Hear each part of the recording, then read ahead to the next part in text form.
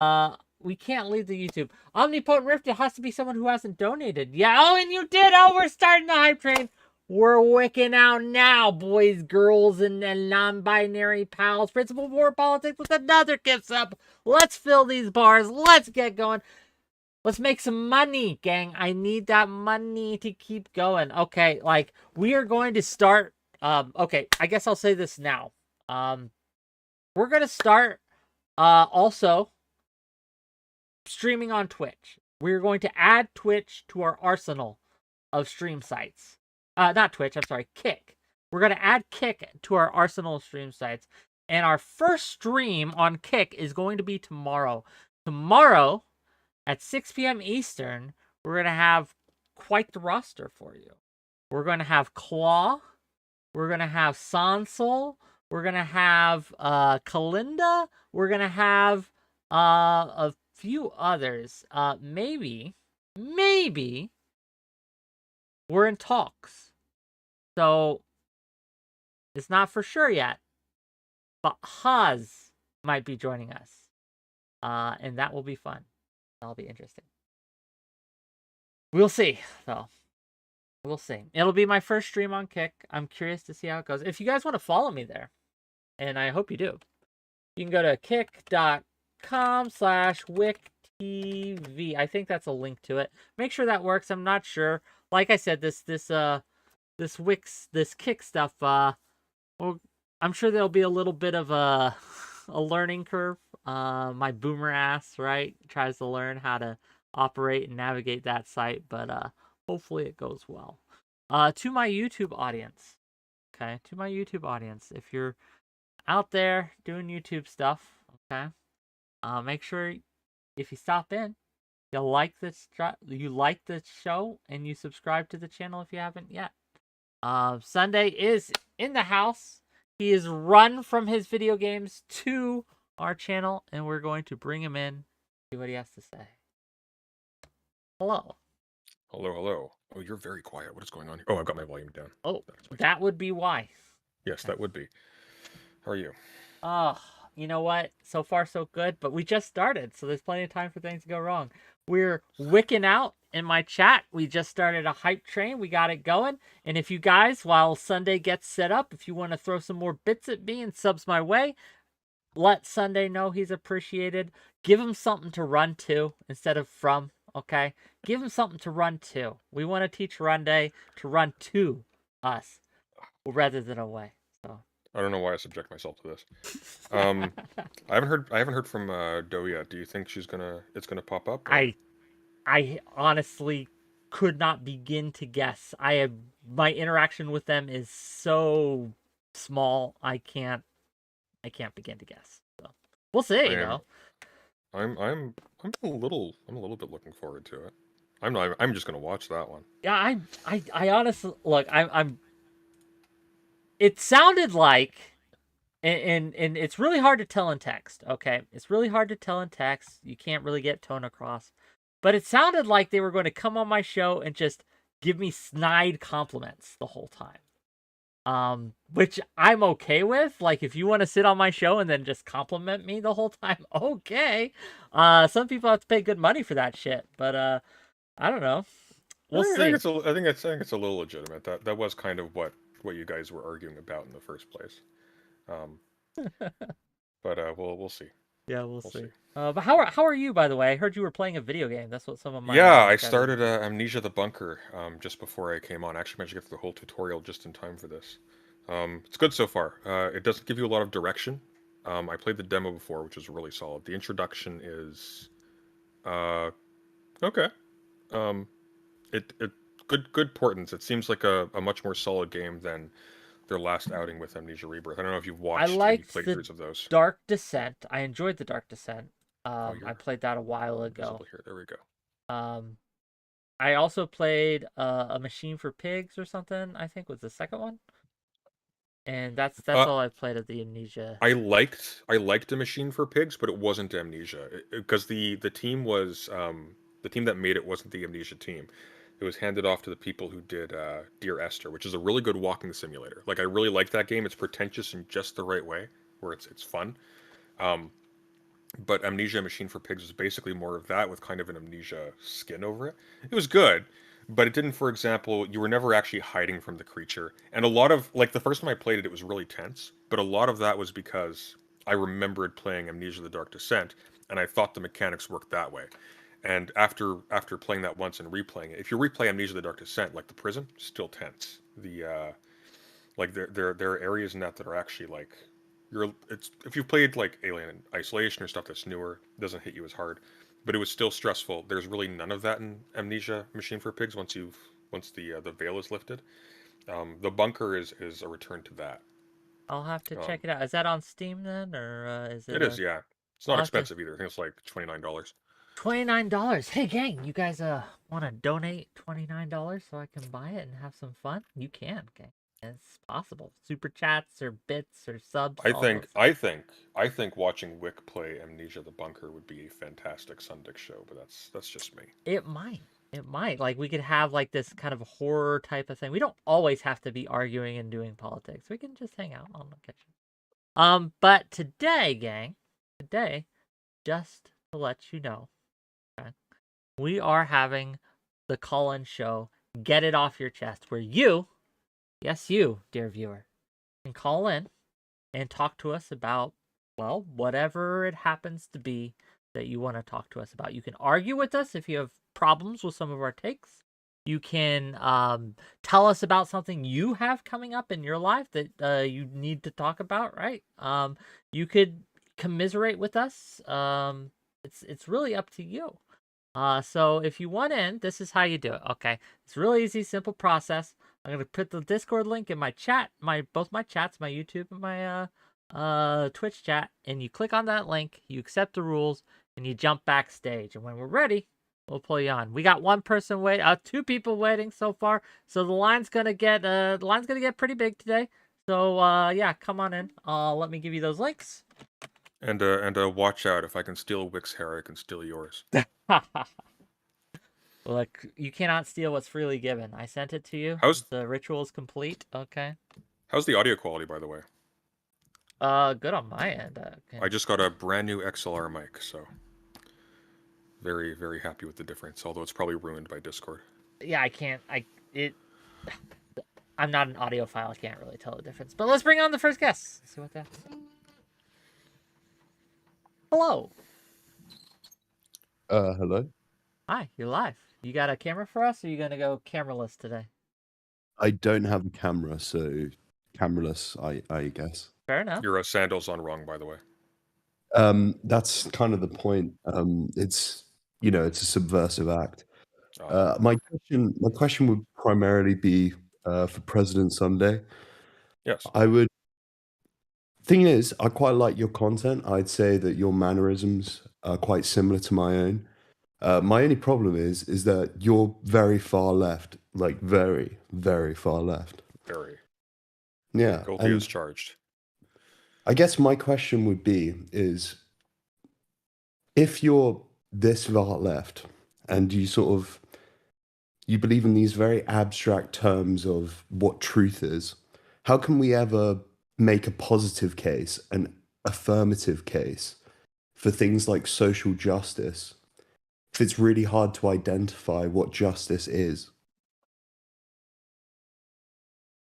I think I understand your question a little bit. So, if I'm following you correctly, what you probably notice is that I spend a lot of time being really critical of Yes. sort of onboarding descriptive terms that seem to pack in a bunch of assumptions that I find questionable, and that's like pretty endemic to a lot of critical thinkers on the left. I think people on the right also should engage in that as well, and some of them indeed do. It's how I got to where I am. How to figure out what justice is. I'm not necessarily certain. Like we use that as sort of a slogan sometimes. The language of social justice actually comes out of Catholic thinking, but I don't think we're necessarily wedded to an equally abstract notion of justice, like an idea of some kind of like inherent balance in the world, is sort of like written into the cosmos that we need to aspire to. That's sort of where the idea of justice comes from itself. I think, though, that when we're talking about justice in the context of a modern secular leftists speaking. What we're really talking about is following through on our ethical commitments and the things we claim we care about by paring away the things that we really ought not to, given those presumptions, and then acting accordingly with what we have left. So, like on the issue of gender, for example, it's this is a separate argument we can get into, but like a rough sketch of the approach towards justice in the domain of gender relations and identity and things of that sort would be, we have reason to a point where we understand that one's gender expression isn't actually, or what one's most appropriate or healthy gender expression isn't appropriate to the organs with which they are born, and that these two admit of a range of variations that itself problematizes that as the anchoring of how people should express their gender identity, or what kinds of gender identities people should avow, and things of that sort. And therefore, like for example, in the case of feminism, it's not appropriate. It is unjust by our lights to shoehorn people with these particular organ sets into these particular roles only against their wishes and against their proclivities and aptitudes, etc. And likewise, for other people are slaughtered elsewhere. Does that make sense? Is this answering your question, sir? It is. It's getting in the general direction, but I think the problem's still present in that if there is no sort of external notion of justice that you're appealing to, like in the past, like civil rights said, look, America is doing something inherently wrong by, not giving black people equal rights within society. And the feminist movement did the same. But if we're saying that it's... Well, not all feminists, but yeah. Oh, yeah, sure, not all feminists. But if we're saying that it's unjust, Hashtag it's not all unjust... feminists. I like it. Okay, go on. If we're saying that it's unjust, but just by our lights, from our perspective, then it kind of makes it hard to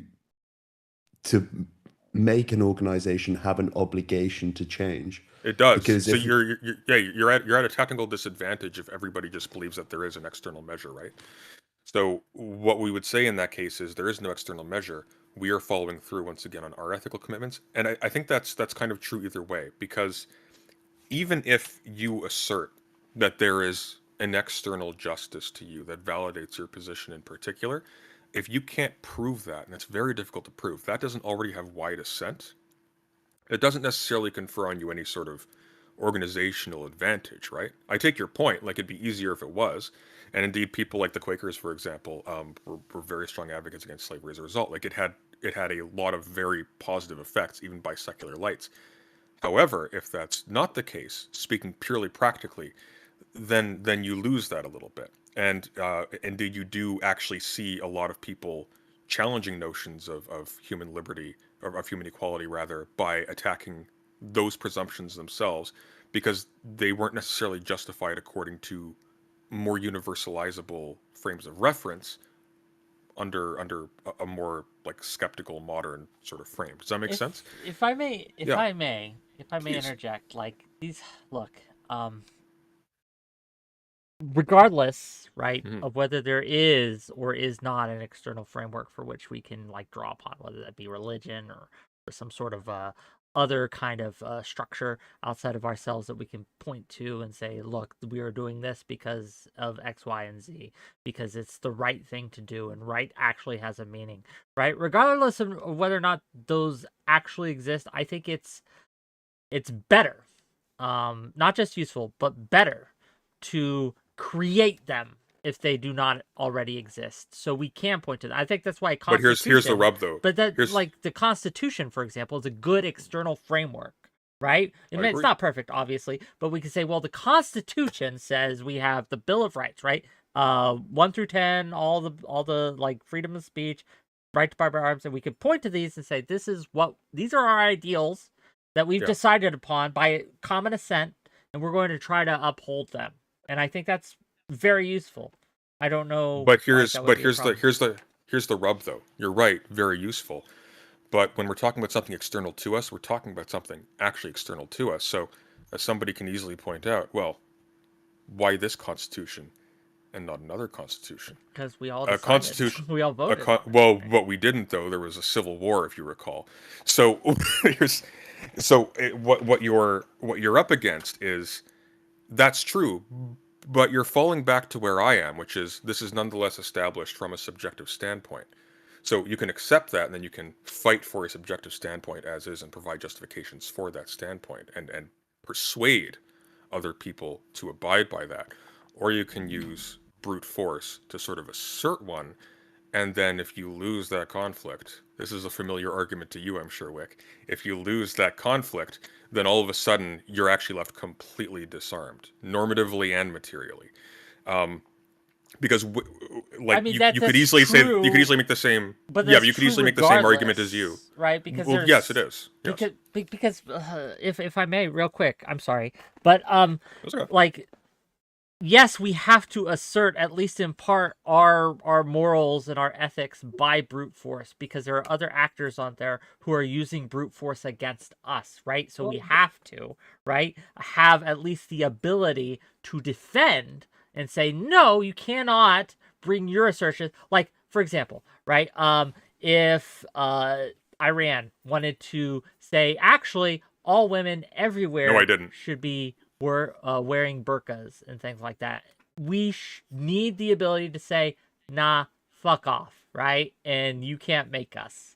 And I think that it's very like, so regardless what framework you have, you need to enforce that, and you need to have brute force be a part of that enforcement mechanism. It's just sure, but here's the problem. Everything you just said could be equally applied to a constitution that enshrines anti-miscegenation laws, for example. There is no conflict there in terms of the logic. Sure. So at the end of the day, there's going to be a decision by an actor. That's fundamentally what it's going to be, and that's going to be either at the epistemological level, I've decided that this God or this justice or whatever, we are treating this as external to us, or it's going to be at the practical level. I assert these norms as being preferable, and so we should treat them as if external and for their own sake. Yep. Yeah. I'm okay with that, though. I'm okay with saying, hey, these are my values. I think they're better than yours, and we're going to enforce them. I'm totally not. Okay with that. Why are you not I'm okay with that? skeptical of that. I'm not okay with that because if there are these social issues, which I agree are pressing, and we, whether subjectively or objectively, acknowledge to be bad, it's hard to sort of enforce changes when when the other side are simply able to say the same thing. Like if we're just products of our history and our culture, and we subjectively think this is good, why should we do what you're saying? We think this is good. Why don't we just carry on doing that? I think our disagreement is going to lie in that you're treating the facts of the case as an ethical decision by itself. I'm not saying I prefer it to be the case that there's no external norm that makes things very simple in terms of clarifying right and wrong and so on and so forth. My observation is that that is the case. So I would agree with you. It creates some problems because at the end of the day, you have nothing but love and hatred to motivate you against, like a Nazi, say. You don't actually have recourse to a Bible or something written in the clouds that says "thou shalt not" or "thou shalt" and so on and so forth. You do actually have to motivate yourself to a certain extent, and so it's a pickle. Welcome to the human condition. But if you're saying that epistemology is fundamentally subjective, then if everyone's coming to different conclusions, well, it's epistemology, like definitionally, right? That's what. Yeah, exactly. So if it is fundamentally normative, then there's no problem treating it normatively. Am I mistaken on what epistemology is? I thought it was the search for truth, or the science of truth. Yeah, the reasons for your reasons. Okay. Yeah. Well, it's specifically like study of knowledge, but it's going to be the knowledge of knowledge, right? Like truth. The difference between truth and knowledge, if there is truth, is that knowledge is subjective. Can I ask you, flippy flop, just real quick, right? So, are you coming from an external framework? What's your framework? If I may ask. Well, I'm interested in that too. My belief is, I've had a Christian upbringing, so my belief would be that if there are bad things, they are inherently bad things. So if murder is wrong, it is wrong, like independent of who is committing the act. Do you So not think if we're context? advocating for social issues, then Sure. But do you not think there are context can reasons affect independent of it us. at least? Like I'm with you, right? Murder is bad. I will that's good. But there are contexts in which not only is it neutral, but also probably a good thing, right? We can imagine like for example in Ukraine, right? They're fighting against Russians. And uh right, call it what you like, but killing an enemy soldier is murder, right? But it's Well, yeah, the justified murder. It's I justified guess killing to be more correct. Right? It's just the justified killing. We say that's not only not wrong, but actually a good thing. We need to do this, right? To stop them from aggressing upon us. Right? We would like even so mm, even in that kind of external and this is true in a Christian framework too, right? They weren't like you know, the Bible's full of the children of Israel and God's people going to war, right? mm. To either sometimes aggress their beliefs or defend their beliefs, right? And that's not necessarily a bad thing. Yeah, I mean, it goes back to like the classic example, like you shouldn't lie. But obviously, if Anne Frank is upstairs and the Nazis are calling on your door, then, lying is probably a good thing in that situation, in that particular situation. But what I would say is that, like, the particular is within the universal. So if there is a universal rule of what is good, it would necessarily have to account for all of those particular instances. So whether or not, is lying universally bad, it may just be a poor articulation of what is universally bad. If we're saying that in these particular scenarios, some things that would usually be considered bad is good or is produces the best outcome, then I would just say that the universal rule that we're trying to sort of extrapolate wouldn't be, as simple as lying is always bad. So here's the problem. You can navigate this as cleverly as you want, but you nonetheless have put a big asterisk that weighs the whole thing down. Every single thing you say has to start with if. And if you haven't established that this external measure actually exists in a convincing way to a third party that doesn't presume that already, then it's dead in the water, and you don't actually have the organizational advantage that you're conferring to it. You're right. Like it would be loverly if we all did have like a common baseline to work with. We could communicate better. We would have an easier time convincing each other of the rightness or wrongness of things. But one of the key problems of modern political discourse and debate is that we don't. But at least I'm sort of accepting the possibility that, if there is an external reason, I may have a belief about it, but I could be wrong about that, what it is. Well, so But am I. I don't. if they sort of deny the even existence of that external reason, then, it's like if two subjective beings don't share any common values, as you said earlier, it just comes down to brute force. So Well, I I feel don't. like I it's don't. necessary in order to prevent that. Well. I mean, there are two answers to that. The first is you haven't prevented it. The cat's out of the bag. We are there. So you're right. Like Plato's Republic, we could do that. We're not there though. The second is, I think the more mature response, not referring to you as immature, but like I think the more mature attitude to try and cultivate would be being open to the possibility that you're wrong in both directions. Like I would never assert that there isn't an external justice. I'm just unaware of any argument that compellingly establishes that there is one. And I act as though there very well might be one as well, or at least I try to. So But I think you probably act as if there is one, not that there might be one. Like if somebody does something awful to you, you're not going to be like, well, it could be bad. You're gonna have an intuitive experience of it being, viscerally bad. You can't really uh, rely on that though, because yeah. like, look, I remember being 16 years old and my parents grounding me because I'd done something wrong, and I think, how dare they? They grounded me. I'm in my room. This is the visceral feeling I had of just anger and pain and hurt was all valid and true, but it was not a like it wasn't something we can base anything off of. It's just like, oh, teenager's mad.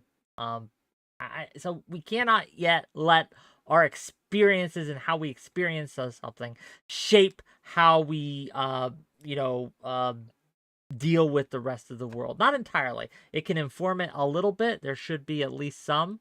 there, but it's No, a very I agree with that. bad Like foundation. with that example, obviously you're going to feel bad because you're being punished, right? So you've done something bad, you didn't know it to be bad, and then you're being punished for it so that you learned that it's bad. But what I meant to say is that it's like the external world problem. Like, can you prove the external world exists? Whether or not we can prove it and we can say 100% the external world exists is irrelevant, because when you live your life, whether or not you believe you know the external world exists, you believe it does, you act as if it does. Same thing with like good and bad actions. That's not. Whether or not you use like Yeah. this is ethically wrong or morally bad, you say this disgusts me or whatever. I'm Like you're gonna still I'm using. gonna stop you right there though, because that's not actually true. Some people will use skepticism about the existence of the external world, and this is once again credit to your argument earlier, or the existence of God, or the existence of justice, or right and wrong, or whatever, as maybe not even justification, but maybe as a kind of anesthetic against doing things that have really seriously bad consequences, but they nonetheless want to do because they get benefits from them. And this ranges the gamut. It can be stealing, it can be lying, it can be whatever. That's People true, but do the that, yeah. inverse is also true. People also use that as a reason to do things. Are you talking about justification, like God told me to do it type thing, or what? Well, no. If you're basically saying, well, somebody can interpret this sort of argumentation as a justification for X, Sure, Y, yeah, and Z, yeah. people can use it for the inverse as well. Like, people can have unjustified reasons to do a lot of things. And that would actually be against your earlier position, because as Wick will well be aware, there are cases where people will use the language of justice to reassure themselves that whatever they do is okay, or to reassure Yeah, that's themselves that, true. yeah.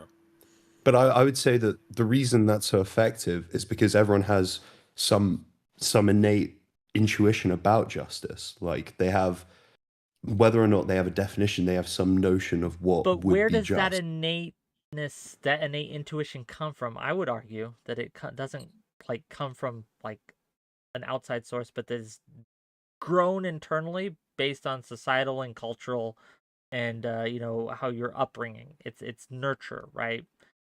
We have this intuitive ideas of right and wrong because of how we are raised and the culture we are raised in, and just things like that. I think that is where the weight of this lies. Now you could say, well, there's some natural tendencies that most people tend to share that transcend cultures and things like that, and that's fair. But I think most of all, how we interpret things and how we view the world comes through the culture we are raised in. But my friend, we have a That's bit of a fair. line. Flippy Okay. No flop. worries. If you wanna continue this conversation, I'll be having Colin soon.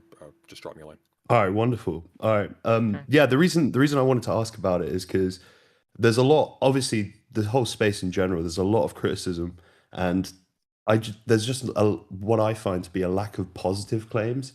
Sorry, I just hit my mic. Okay. Well, Positive one claims, positive claim I'll give you. One positive claim. as in, no, as in like a positive claim, meaning like this is the case, not this isn't the case, if you see what I mean. But anyway, I It digress. is the case that you are going to the void. Okay. It is the case. This is a positive claim. Okay. It is the case that watching WhickTV and President Sunday is a good thing to do. You may not be smarter, but you'll be entertained. So yeah. No, it's a great discussion. Interesting. Yeah, that was interesting. It's Fantastic just, voice too. yeah, true. Built for radio. Voice for radio, face for print. But we're gonna bring in the next guest and keep this party going. Hello. Hello. You're live. Hey there, Well, how you Ah, doing? okay, excellent. I'm doing good. Is How are that you? is that you, Wick, again? Double wick. Double wick, eh? No. I have a interesting topic. Jess says impossible to predict the answer to and come to a rational conclusion as a prior conversation. What are the chances that we will be able to find 12 people who will fairly dispassionately consider the evidence in the Trump indictment case? Oh, I think you could. I think that while we exist in this space that is very political, there are plenty of people out there who probably wouldn't like Trump. Is that the guy that was president for a little bit? And that would be about all they know. Like, I'm sure you could find them. It would be difficult. You are correct, but we But tend to it's think, going to be in Florida jury pool. even still, my point remains, like, we underestimate the apathy and the ignorance of the masses, if you will. So you're not going with the innate goodness of man. You're just going, they're too lazy to think about it. It's not about a goodness of man, or it's not good or bad. It's just they aren't interested and very not aware. Like I said, it'll be harder because these are national figures, obviously. And this has been national news for quite some time. But I just don't see it as impossible. What do you think, Sunday? To hell with democracy. We need to get rid of juries altogether. We just need one person with an iron will and an axe to make all our decisions for us. As long as that Okay. person is me, I'm okay with it. But that's a Well, problem. yeah, I think Trump would agree with you. Base. I'm sorry, it's just the obvious.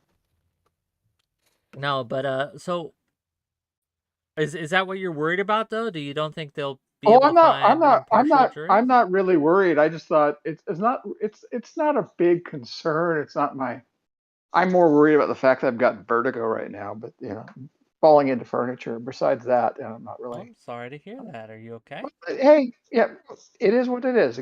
Hopefully it goes away in 10 days to 2 weeks, and then it'll be fine. It's just there's a type of thing where time to have vertigo, to be honest with you.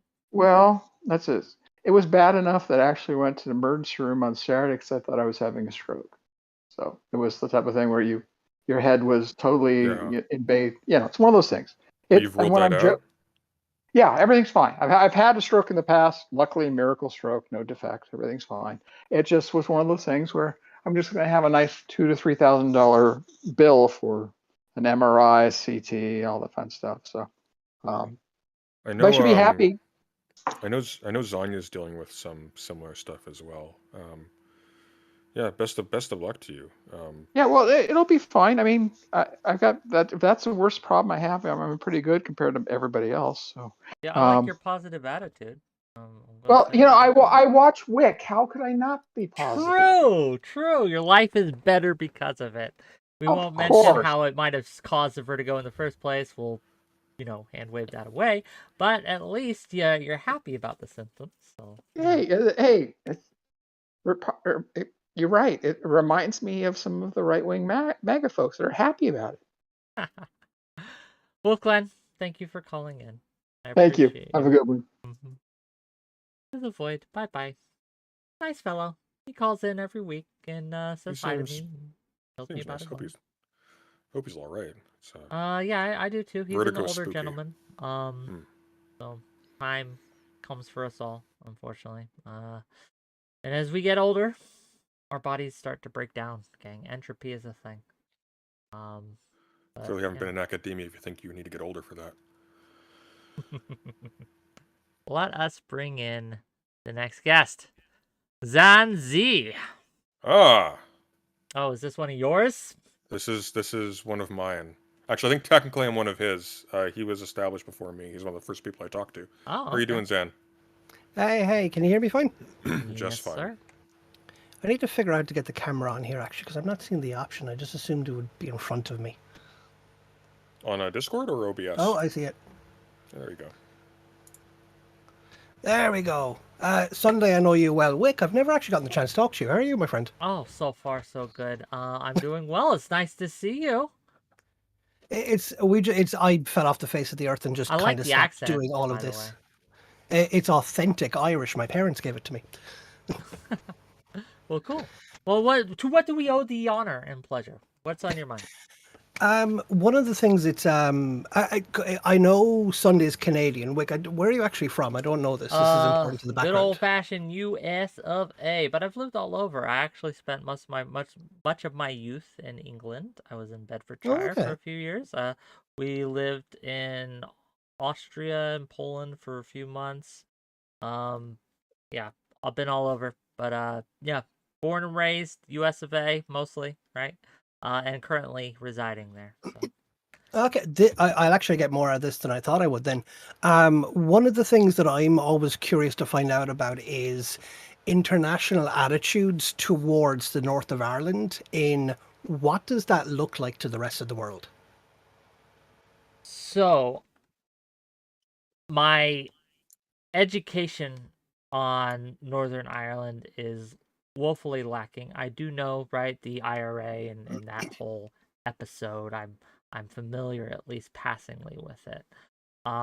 However, as in most things that I have very little education on, I withhold judgment on. So I don't have an attitude towards Northern Ireland. It's there, it exists, I know of it, right? In Crusader Kings, I usually start on Ireland to like have my little tutorial island and go from there. But yeah, that's my thoughts there. Basically non-existent in conversation here. As a newfie with a bunch of, well, not newfie per se, but as somebody with a bunch of connections from there, so a lot of Irish immigrants in my extended family, practically no consciousness of Irish politics or identity at all. It's actually kind of remarkable.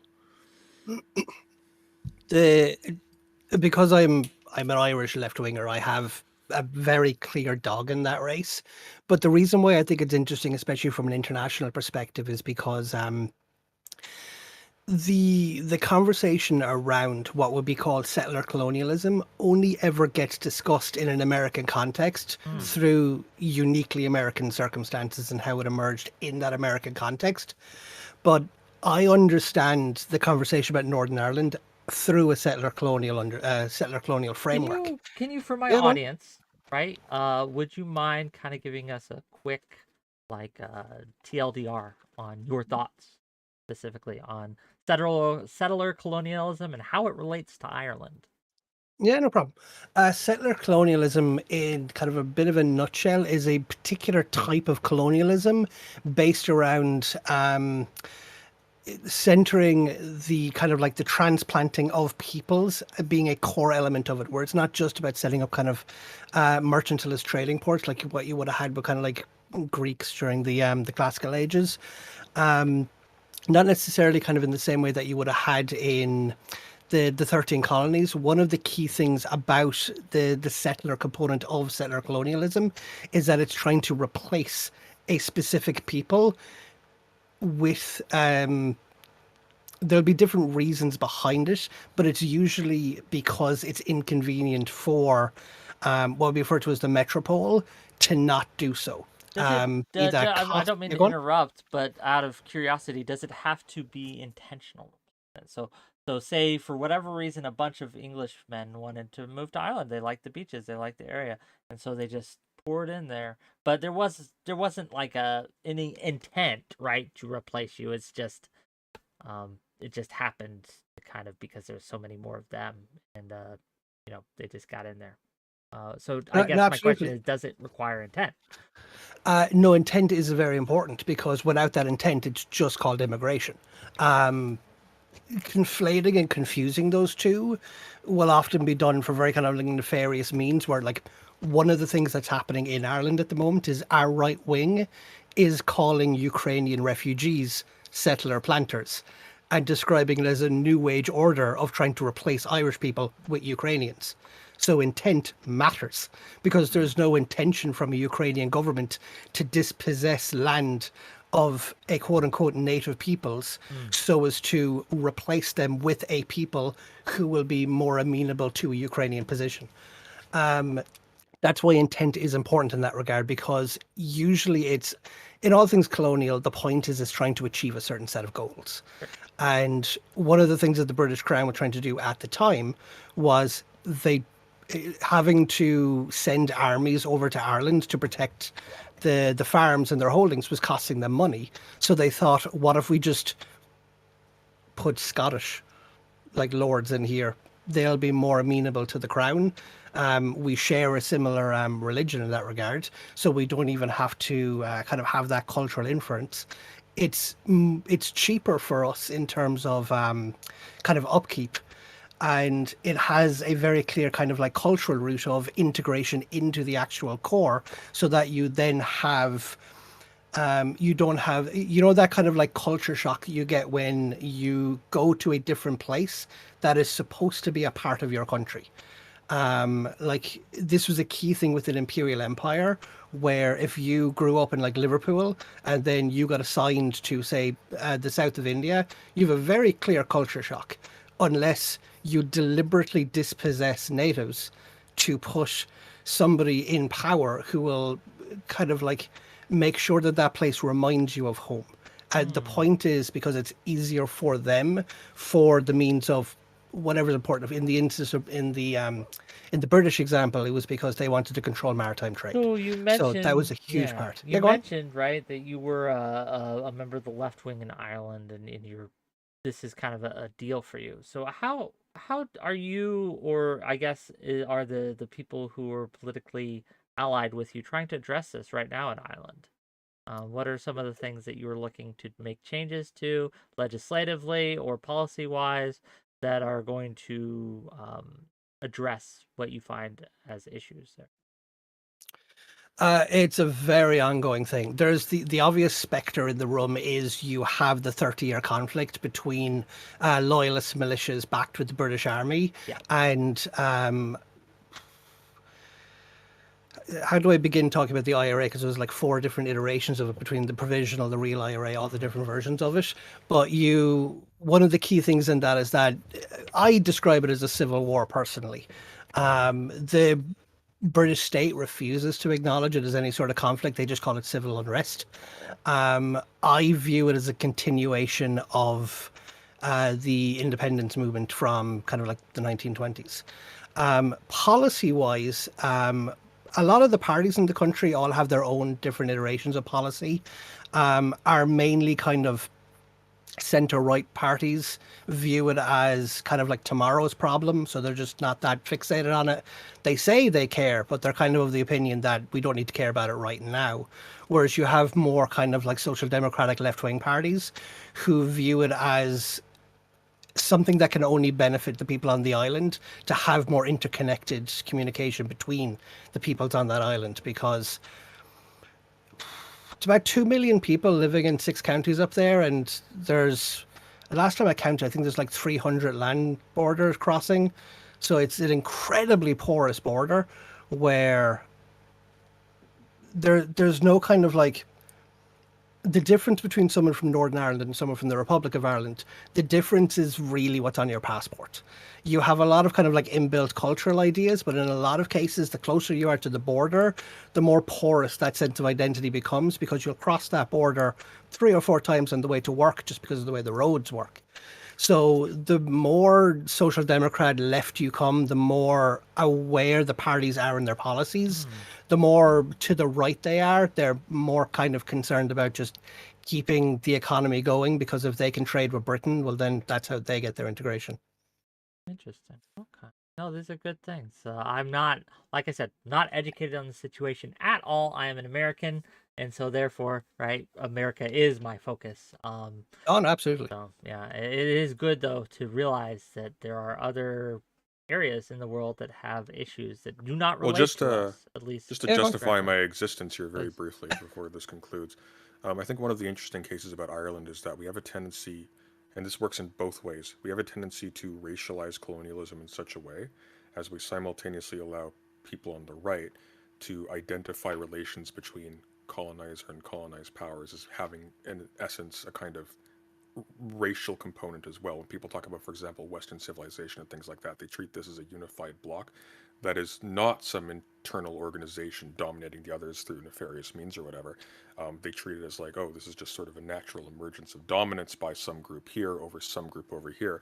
But when you actually like one of the downsides to this is, well, not that that's one of the downsides. That is a downside, but an additional downside to that line of argumentation is that it causes you to forget that even within Europe and on the British Isles, and stuff, like there is active, and in America even over even over peoples who are part of the colonizing groups, there is a similar type of domination and sort of a covering over of a lot of these different distinctive groups that have absolutely zero say in how they govern themselves and so on and so forth, which gets used in itself in a whole lot of nefarious ways too. So it's interesting.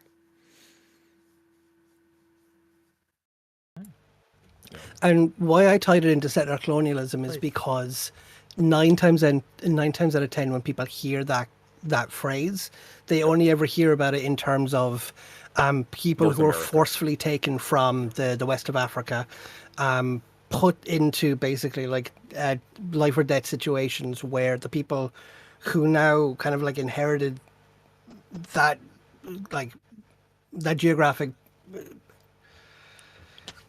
See, I'm speaking outside of my area now. You have a lot of people who, completely outside of anything they might have ever wanted to, find themselves citizens of a country that, in large parts of the country, don't want them.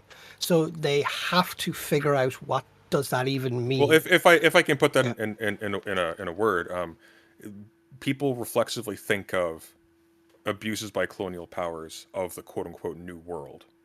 Or of the old world, or of like Africa, or of North other America, things like that. continental powers Yeah. and entities, Yeah. such as, for example, British in India, British in a lot of places, right? But it isn't, to a lot of people, Ireland, isn't that part of Great Britain, right? And that's as far as it goes, right?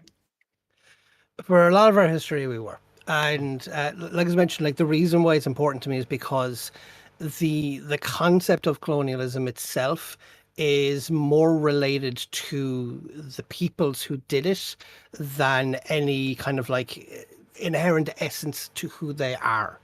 I often describe supremacist movements of the accident of where they were, because if history played out in any other way, the dominant groups would have been elsewhere.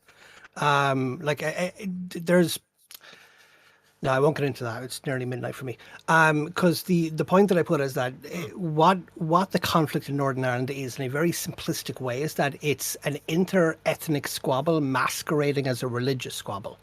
From a left-wing point of view, I will then add the class analysis to argue Catholic that and Protestant is how I understood the struggle.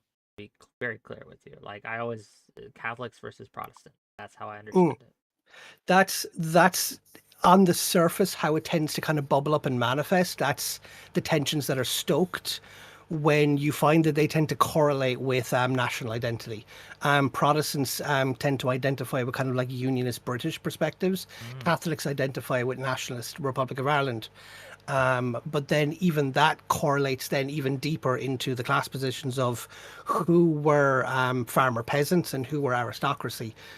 But to even further complicate that, the original independence movement in the 1700s was actually Protestant Ulstermen, because they viewed their position as Irishmen as, like, they viewed themselves as part of the British Union, but they recognized that their Irishness forever put them on the periphery of empire.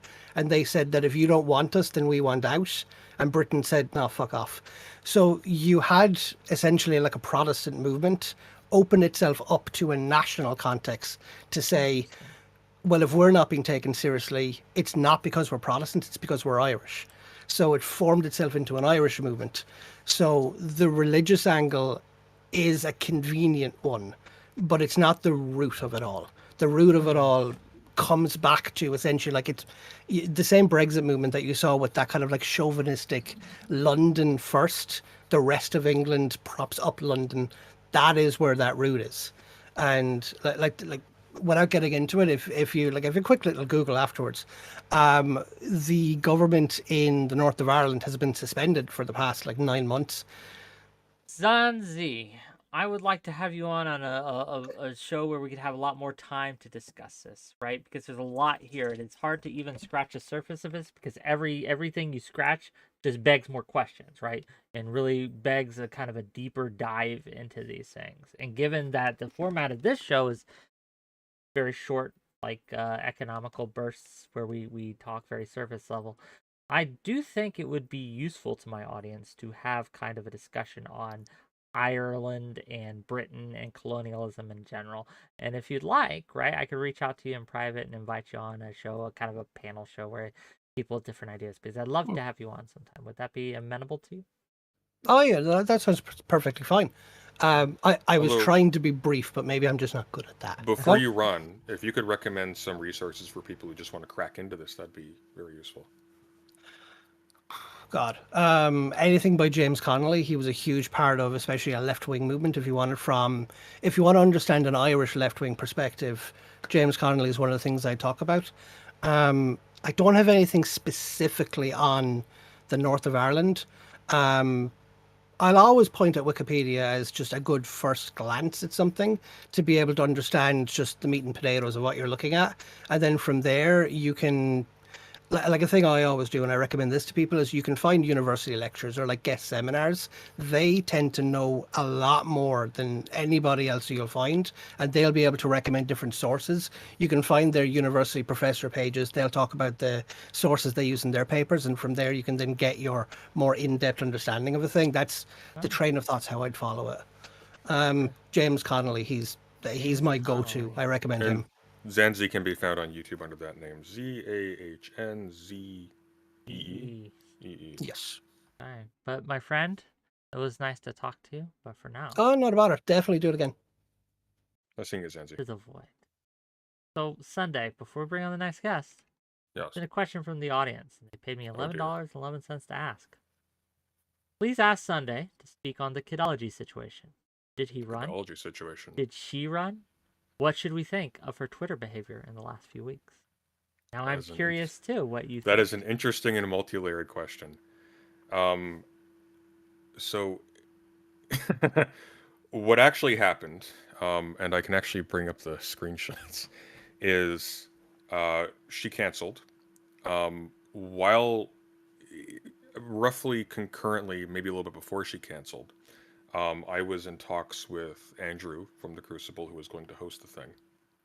And I had become alerted at the last minute, like a day or so before, that my brother's graduation was taking place on the day that we had agreed, and that I was due to be at a barbecue basically 1 hour after the start time that we had agreed upon. So could we move to a different day, or alternatively, later that night? He floated Saturday. I set off the cuff, sure. Then later on I said, Saturday doesn't work actually that great. If 𝕾𝖍𝖎 doesn't get back to you, don't pursue it. And that's what happened. I didn't cancel. I just didn't want to pursue it because we've been planning to talk for months now. Virtually every single time we'll have like a rough sketch of a date, and then she just stops responding to everything. So I anticipated a repeat of that. As far as her Twitter behavior is concerned, First of all, how'd you think- do in that poll? We were in a poll together. How? What was your Oh, score? I think I was. That's a good. I actually forget. I think I was. I think I beat you by a little bit. I think you're the only one I beat. Maybe, I don't know. I didn't check. I think Nobody it was- check. Yeah. I did notice that all online pundits with beards and glasses look the same, which was interesting. But as for her behavior, I don't take it as malicious. But if you had switched the gender roles around, a lot of what she was doing would be read very easily as sexual harassment in public. It's a little. I weird. understand that. I understand that. Yeah. I'm sympathetic to that, really, but I don't feel sexually harassed by it. I don't know. Maybe that's just me. I'm Right. unfazed by it, but I think Yeah.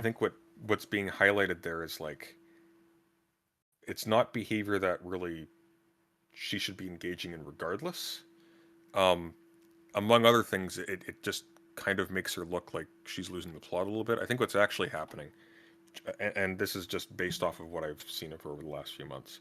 I think what's actually happening is she's a little bit on the back foot. She's got a lot of criticism. She accidentally burned a lot of bridges recently, which is different from doing it deliberately. Can you It's a elaborate different- on what you think that was? Like what? Oh, what I do you think with happened the there?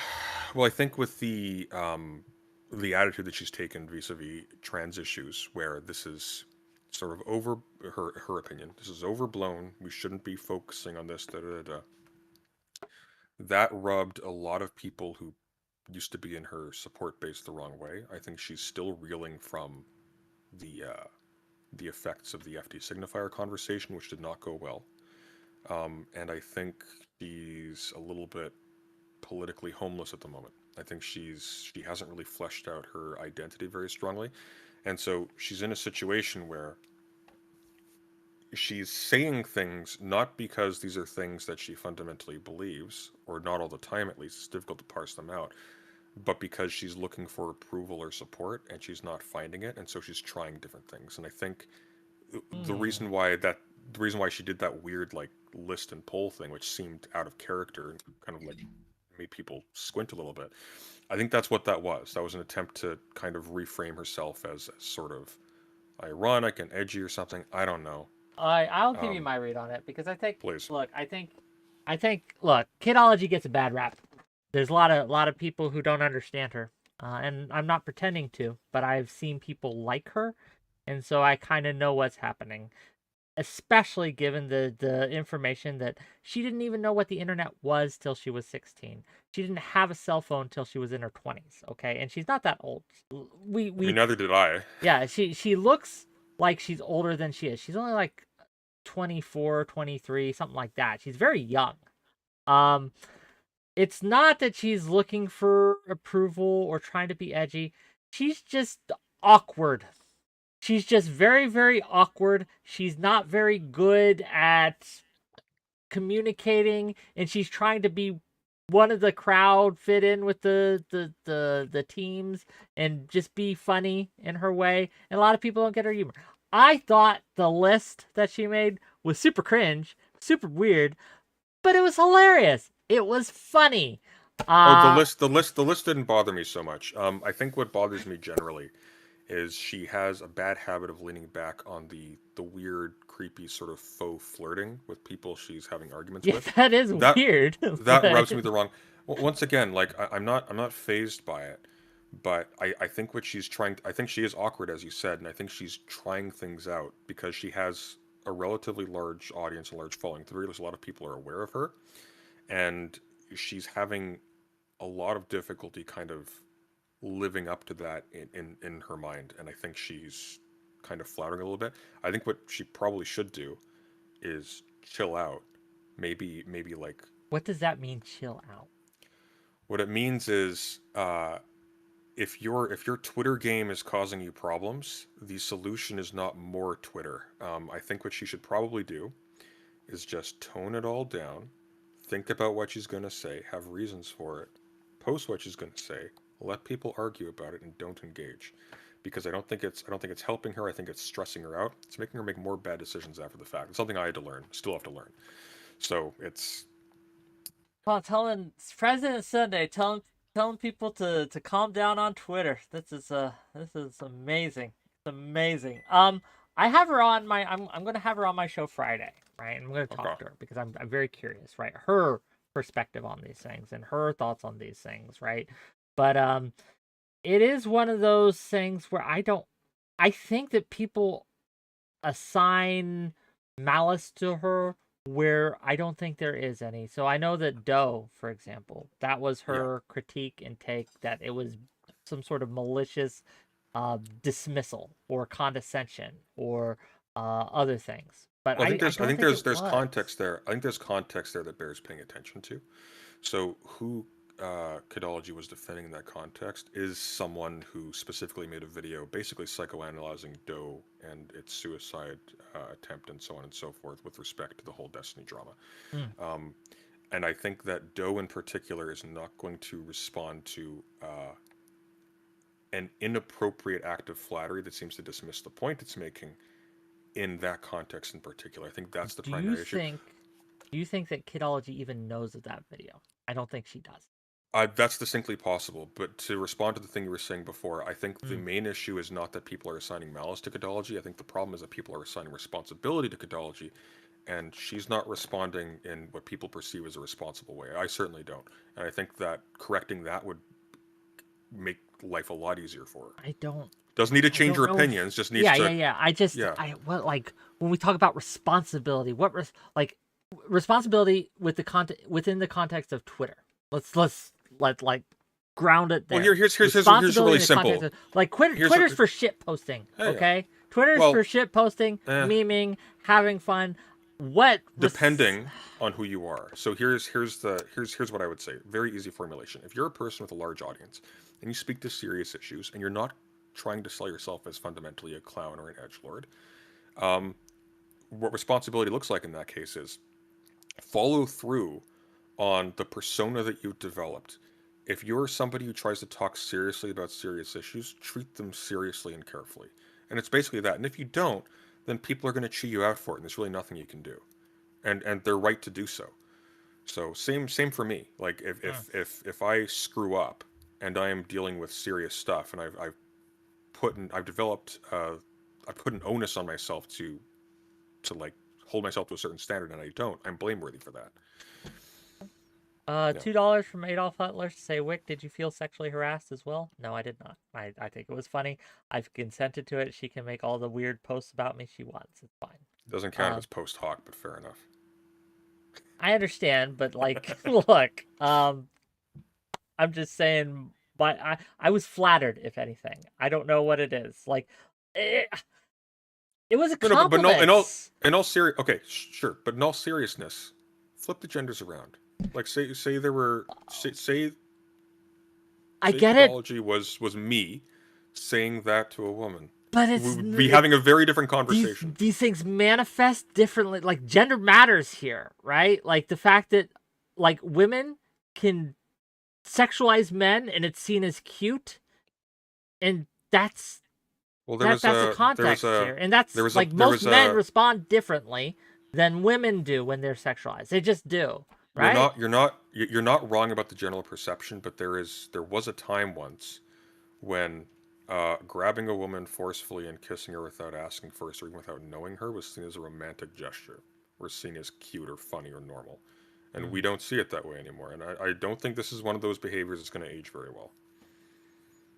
Maybe not. I don't know. In the context of now, though, again, like I said, the problem with, I don't think it's aged well already. I think we're past that. The point problem now, with I have different opinions on that. I think that in at least Kidology's case, a lot of people are trying to, they don't like her already because of her trans takes, and they have they use that to kind of as the lens they view every other action she does through. But that's a separate conversation. $2 from the Tribulation, or the Trib1, to say, is her twit game causing her problems? Are you sure? I don't actually know if it's helping her or hurting her engagement overall. I don't know. It's Twitter. It's hurting everybody. Everybody's Twitter game is fair enough. Fair enough. Let's bring out another caller, because we have a line, and I feel bad not getting to the actual callers. So let's get them. But I want to talk about this more. It's interesting. Yeah, we can that can be arranged. But yeah, we will figure it out. But let me bring on the next caller. Hello, you're live. Hey, what's happening, Wick? How you doing, sir? I'm doing well. How are you? I'm good. I actually had a real softbally but very interesting question, and maybe you guys could help me with my homework. I'm doing some research and background and just trying to get some different people's points of views on something. All right, so here I'll shoot. What would Emperor? And I can't see if Sunday's here or not. I'm sorry if he's already. I'm not here. Oh, hi. How you doing, sir? Nice to meet you. So the question for both of you, is my camera not on? Oh, I must have went away. My apologies, gentlemen. There I am. Hi. So the question is, what would Emperor President Sunday and what would Emperor Wick do with the world, and what major unrealistic choice change would one of you gentlemen, or either of you gentlemen, or both of you gentlemen make to the world to make it a better place for yourself and others? You want to go first, Sunday? Yes, I would have a mandatory, on pain of death, shawarma joint on every block, everywhere. Mm. Entire national infrastructures would be designed around the efficient transportation to and around shawarma restaurants. You talking Everyone- shawarma mobiles, or are everyone you be just happy. talking about actual like Oh, brick and mortar? I mean, necessarily shawarma mobiles until we can get the brick and mortar permanent installations down, but you know, And are we just talking about whatever like it takes. bland old American style shawarma? Are we actually going full blown EU kebab? There will be UN instituted cantons that are just comprised of all varieties of shawarma locations, out like Mm. pizza, sort of. Yeah. So more of a universalist shawarma ideology. Is that what you're really looking at? Precisely. I'm going to call it shawarmism. Shawarmism. Shawarmism. I'm Okay. actually kind of down for that. Does that include all the Now I'm sauces? hungry. You must actually include all the sauces. You will not be allowed to exclude the sauces. People with allergies or the weak, they will be called off. What counts Ah. as a sauce? Oh, How do we What counts as a- identify? You said all the sauces. So what does that Yes. entail? What does that include? How do we Well, define what is and is not a sauce? Like, do Oh. I have the sauce? Okay. Well, for example, like if we were talking in political terms, so Wick's political identity would have the consistency of a sauce. Something like that, yeah. Saucy. Okay. Mm, Saucy. saucy. Oh, yeah. Okay. Ex- Okay. Extra and saucy. So that's fantastic. So Wick, I'm sorry, in this case, Emperor Wick, or would you rather be he who is above all? I mean, I'm sorry. If I get to choose my title, Yes, sir. Emperor Baron Sensei Christ Jesus Wick of the Shire and also of the Tower, who is also above all and in all and through all. And yes, you must use the entire title when you address me, including this part that I'm saying right now. Okay, but that Okay. out of the way, what I would do if I could implement one change to the world, right? Unironically, I would destroy social media. I would outlaw it and say you are no longer allowed to use this. This is gonna abolish it. And why? What's the deal? Why don't you I like think it? that social media, at least in the form it exists today, is a net negative, and while it is not the source of the problems, it is exacerbating many of the issues and problems that we have. It is turning a problem that would be a 3 up to an 11 based on signals and boosting and things. And again, right? It's changed the game. War is still war, but the war fundamentally changes when a nation has nukes, right? There are more factors at play. Things change, not entirely, but things change. And I think that social media is the nukes, right? It has fundamentally changed things, and we have yet to realize just how fundamentally. This is something we are still, as a society, as a culture, as a species, coming to understand. So if I was the emperor, right, and I recognize that the cat's out of the bag. This is not very realistic, but neither is me being emperor. So yes, No. if I was emperor, I could just outlaw it. I would. I don't think we can. So I think that we have to find a way to adjust. I hope we can. So, yeah. Okay, so Before you- one more. I'm sorry. Well, one more clarification, because you said something interesting that I want to know what you mean by this. This is the net negative, and what is it the net negative of? Because I hear a lot of inflammatory language What is around. the net negative What of are we social actually media? I will talking tell about you. here? Yeah, I'll Society. answer your question. I'll answer your Yeah. question. So the net negative, it has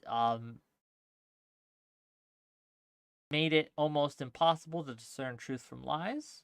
It has made it so that the worst among us have the loudest voices based on how the incentive structures work and the algorithms work. It has made it so that we can weaponize this to have a larger voice in our opposition, even if we are far less numerical than our opposition. So the voice of 10 can echo as louder than the voice of 1 million, right? If the people know how to operate this and do this properly. another net negative is its increased anxiety, it's decreased attention span, it's increased self-harm, especially among women. It has highlighted just so much in a way that is framed in a fundamentally dishonest way. And I think that this is something that we are struggling to adapt to and deal with. And so, as of now, as we're looking at it right now, I think it's a net negative. So there are positives too. Don't get me wrong, right? But I think when you weigh it in the balance, mostly negatives.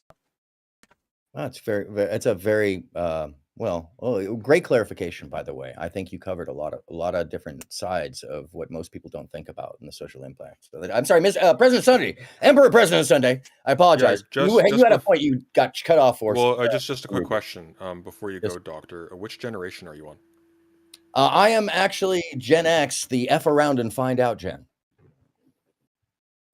Okay, it wasn't the answer I wanted, but okay. What I did have a second question, if you have time for me, just real quickly. It's an adjunct to that last question. Now you're normal old you, standing on the street corner, the normal you that isn't online. What's your answer? The same thing, but a realistic answer in your community or world. What are you doing to change the world in your own way? Oh, as Emperor of Mankind? No, as normal President Sunday. Non-name, non-camera. You walk outside, you're touching grass with your I leave my old bus passes that haven't expired on a rock on a bench so that other people can use them. Neat. Fancy. Fighting the man. Heck yeah. I like that. What you doing, Wick? I think just being a little more kind to everyone around me. Giving a smile. I know it's corny, but I think it helps. So yeah, I think we need more positivity in our lives. That's beautiful. You're two wonderful gentlemen. I don't think people see that enough, and I will bid you adieu. By the way, I'm going to do a backflip here, but just before I head on out, and I want to thank you for your time, sir, and the audience. Before you go, or do you have a channel? You look like you got some production values going on. Do you want to plug yourself? Oh, sure. I'm Aaron M Sound at Aaron M Sound on Aaron M Sound on Aaron M Sound. So yeah, easy to find. ARON M Sound at pretty much everywhere. If you want to go to Twitter and see me ranting at formerly just the former president for like 4 years directly. I just turned my channel of what used to be memes into just ranting at that person only. And everything else. Noble endeavor. Yeah. I'm sorry, I didn't hear you there. I was talking over you. I said a noble endeavor. Oh, thank you very much. I appreciate that. And on that note, I will bid you adieu and thank you. Bye. To the void. You just kick him mid-sentence. Yes. The void waits for no man. And plus So we have a nice, line. though. So Okay. let's bring in the next. 𝕾𝖍𝖎𝖙, you live? Hello. How are we doing? Turn on the camera. How are we doing? You know, I'm Hello. coming down from the high that was being Emperor Wick for but a moment. And I was demoted almost as quickly. So yeah. Well, that's great. I wanted to chat a little bit about crime because that's been on my mind for forever now. Crime, you said? Don't do it. Did you say crime or prime? No, I said Ukraine because it's been on my Ukraine. mind for Okay, quite some misunderstood. time. I heard crime. I heard crime. I'm sorry. Too. I'll try to speak. Want to talk about crime? I'll pronounce my Okay, so wording Ukraine, like not crime. does. I was like, crime. Okay, let's hear what we got. But Ukraine. Okay, got you. Yeah. And Kidnotkin, just real quick, Kidnotkin says Wick looks like he could be Sunday's father. What do you mean could be? Anyway, go ahead. Yeah. So have you guys been keeping up with the whole counteroffensive news, or is that a little bit? I've been watching it. No, I haven't really talked about it a lot because I'm not sure what. Like, I don't want to get too much out there about it, right? You know what I mean? Not get into the weeds. Yeah. So the point I wanted to make is that I feel like we're hampering Ukraine's ability to defend themselves by. For some reason, and I know the reasoning, but I just feel it's not sound, by protecting Russian citizens. with our own conditions and red lines imposed Ukraine. So perfect example is we did not support them with F-16s up until now for fears of them attacking Russia. We did not support them with long range precision artillery like ATACMS up until very recently, and that's hampering their ability to attack. Because the lesson we should have learned from the initial counterattacks that were successful, Kharkiv, Kherson, is that like the ability to feign, like they did with Kherson, saying we're attacking Kherson and then feigning and actually attacking Kharkiv, is very powerful. And the ability to attack logistics hubs at a range, like they did in Kherson, blowing up the bridges and pontoons or whatever that Russia was building in Kherson, allowed Ukraine to, with relatively modest losses, even though in Kherson they were greater, achieve some success. And we're preventing that now by wavering on these long range, by wavering on at one point our place, and by saying Ukraine, you can't actually enter Belgorod, which we see that Russia was not defending because we know we're not allowing to defend. If we allow Ukraine to make these incursions, to threaten these places, they'd have to stretch their forces thin. Now, every reservist that Russia has on point is in Zaporizhia. They have to attack a stronghold that's been built for months against a concentrated force. And of course, they're suffering losses. And then we turn around and say, oh, I saw Leopard destroyed. I saw Bradley destroyed. We're maybe we shouldn't send them. I think we're just like our will to like I see what you're saying. safeguard Russia is hampering Ukraine. I see what you're saying. So there are, okay, we might disagree a little bit here. I think there are very good reasons that America at least doesn't want to have their weaponry cross into Russian soil, right? And does it hamper Ukraine? A little bit, yes. But when we talk about protecting Russian citizens, I think that's actually a good thing. Russian citizens are not Russia, okay? One thing that I see that I'm very disturbed about is this equation of like all Russians are barbarians and must be destroyed. I understand it, I get it, but I think that's I think that's just it's going to lead to some really bad things in the future if we don't kind of nip that in the bud.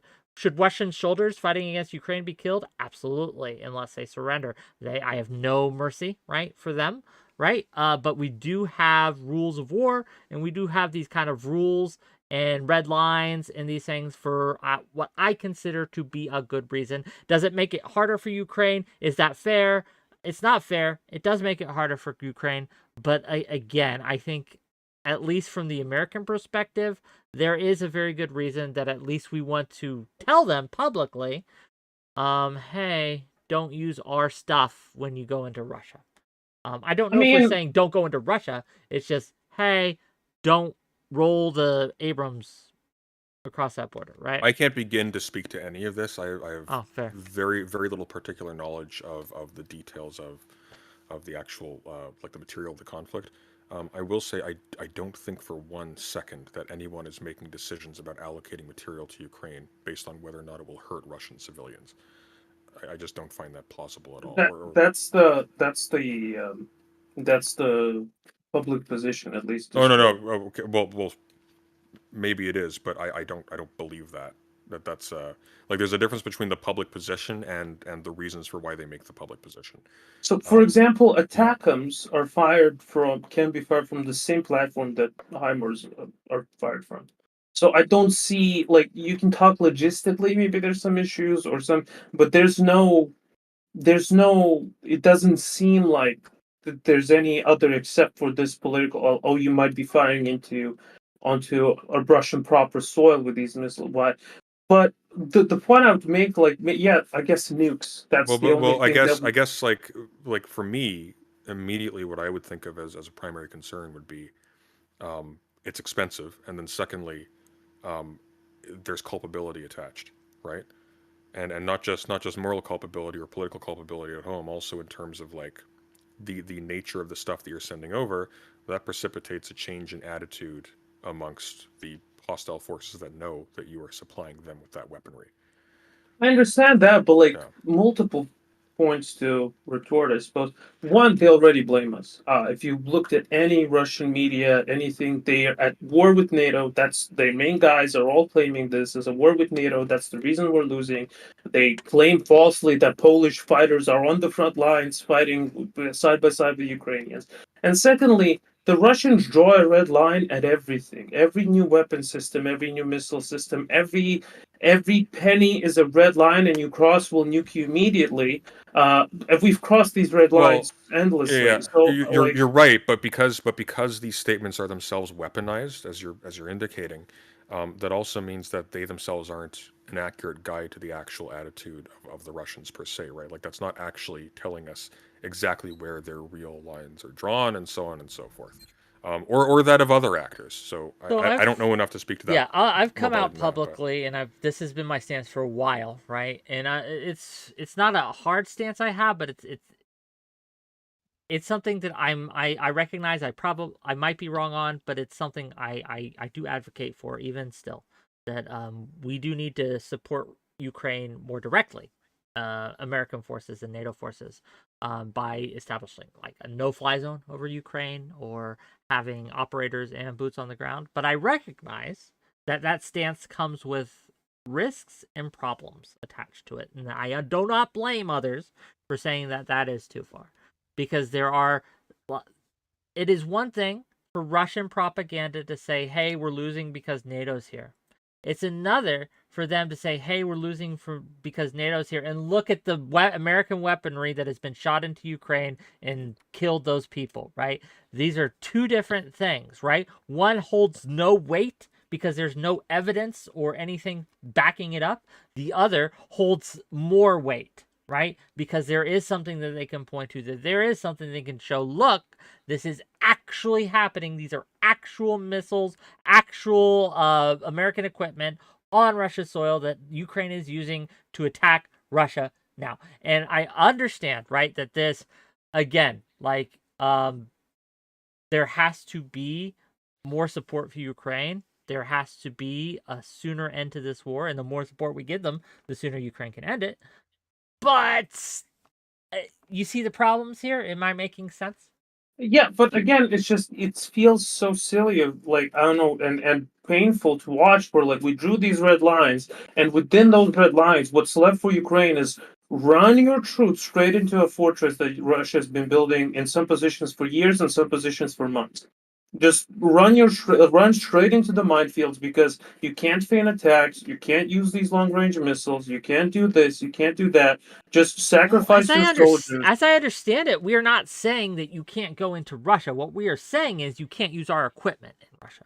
No, there's a I could be reason wrong why, on like, that, right? so But the neighboring city next to actually Anna, who lives in Kharkiv, is Belgorod. And what the Ukrainians did, they trained some actual Russian people that came to Ukraine to fight for Ukraine Russians, and they sent them in. And what they found is that region is basically undefended and was for a long time. So if Ukrainians could send in their own troops, which is the only reason they're not sending in is because they're trying to maintain NATO support, Okay. is they would have been able to take the city and then force Russia to respond, and maybe this fortress that they're running into might not be as strong. I have a better solution to this. Why don't you forward us information that helps confirm this? And this would be a fantastic panel for WhickTV to host, provided we don't get the usual gong show in. I think I can think of some people who would probably have a very interesting discussion about this. I could definitely. It's Please do. actually what inspired my thinking is I recently watched an interview of I think it was a Polish general that was complaining about just that, how he was really mad that Ukraine can't send in proper troops into Belgorod. So I'll 'Cause I have- go with yeah. I have friendly channels that would love to take part in this, especially if there's like a document or a set of documents that we can look over and discuss in advance. Sure. I think that'd be very very interesting. I don't think either of us are equipped to have this level of detailed discussion about this right Oh, that's now. fine. I just wanted to talk general principle, but yeah, I guess I'll wrap it up there. And I fell Wick. I bought Diablo 4, not yeah? pre-release. do you like it But I though? fell. I love it. I love it. Okay. It's cracked straight into my veins. It's nice. It's nice, Great. huh? It is. I had to take the day off because I spent like 16 hours yesterday just playing that okay. game. Yeah. So yeah, that's all I want to talk about. And Prussian, thank yeah. you for being here. We appreciate you coming in. Always a pleasure to see you. And for now, though, Cheers. to the void. Bye bye. All right. Yeah, Who's it's next? one of those things where like it's a hard choice to make, and I don't have the information necessary to say what's the right decision. Right? Should Ukraine go into Belgrade? I don't know. Right? Like, obviously, what the gentleman, the guest was saying about how it would Yeah. stretch the Russian lines. There's merit to that. It forces them to defend on more points, and they can't focus their forces on a single or just a couple strongholds, and they have to kind of spread themselves thin a little bit. But what are the global ramifications of that? Well, that's the thing, and you get to a level of complexity immediately, regardless of the details of the case with any kind of decision like this, where there will be very, very bad consequences to virtually every single thing you do, and literally anybody can look back on that and judge it negative or based upon absolutely. them. So it's you ever see the movie Solaris? It's Yes, actually. yeah, there are no answers, only choices. That's where we're at. Fair enough. Yes, and Just it's much more boring. thank God I don't have to make them, to be real with you. I don't know. My heart goes out to the people of Ukraine, right? Having to make those decisions, those life or death decisions for their people in their home. It sucks, and it's the only thing I can do is continue to support them through voting for people in America who will continue to fund Ukraine. And so that is what I do. But yes. Okay. Next guest. Hello, you're live. Hello, hello. Oh, Heck, man, hello. how are you? Hi. What do you got on your mind? I have some drama for you. By all means. Mm-hmm. So someone named Marks777 is bringing up old Vosh pedo drama, like allegations, and I'm wondering like what both of your thoughts are on that. Is this related to the computer thing? Like there's a bunch of clips. Yeah. Is this him talking about the child labor analogy? I think that might be one of the clips. Okay. If that's one of the clips, that's the level we're at. It's Vosh is a dumb idiot in the stuff that he says and what he does, but this one in particular was preposterous the way it was misrepresented. So what he was saying as a point against people who are perfectly fine with child labor and constructing the technology that we're using here to talk right now, Mm-hmm. you should be objecting to that as strongly or with the same level of fervor as you would object to the exploitation of children in child pornography. That was the point he was making. Mm-hmm. Yeah. People have taken that as some bizarre thing, saying, "Hey, we're cool with our technology being built by children. Why can't we have kids in our porn?" That's Yeah. not that wasn't the Mhm. position he was taking. It's just it's silly. If there's anything else like that's more substantial, I'm intrigued. But if we're dealing with that level of thing, that's there's a desperation around a lot of Yeah. the floating of that stuff. That's There just going Yeah. sad. There are like a whole bunch of clips, but yeah.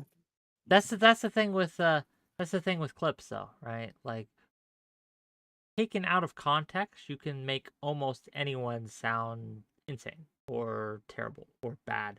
When you remove the context of the conversation from the statement that was made within the conversation, it's troublesome to me.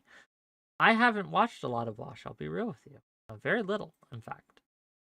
But whereas I do have disagreements with him on some things, the accusations of pedophilia or racism or any of that just fall flat. Just if you listen to him for Mhm. any length of time, they just fall flat. There's nothing there. Now, again, I think he's made some very wrong statements before, and I've actually spoken to him before I started streaming. Actually, I was on a panel with him Oh. in Destiny, and it was on whether the 2000 election was fascist or not. And that was an interesting conversation, and we had very strenuous What was disagreements. the consensus of the panel? No, that the butterfly ballots, for example, weren't a fascist plot in order to get Al Gore, not Al Gore, but George Bush elected instead of Al Gore. It just wasn't. Yeah, I think I saw made those takes. Maybe, but it's what it is. $5 from Ferngully to say, is there a certain time period that would go by where you would stop wanting to financially, quote unquote, support Ukraine? I mean, no. Not really. While they're being invaded actively, well, that's still no.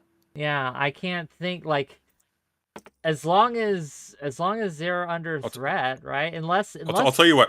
Look, when the camps go up and they're marching Russians into them, we'll revise that. I'll revise yeah, that like if they're actually start to commit war crimes, at the level that Russia commits war, yeah. But as of now, they're under aggression, and yeah, that's a fantasy stuff, right? That don't need to deal with. Hope that answers your question though, Ferngully. But so what other clips or drama do you have for us, Techno? Anything else?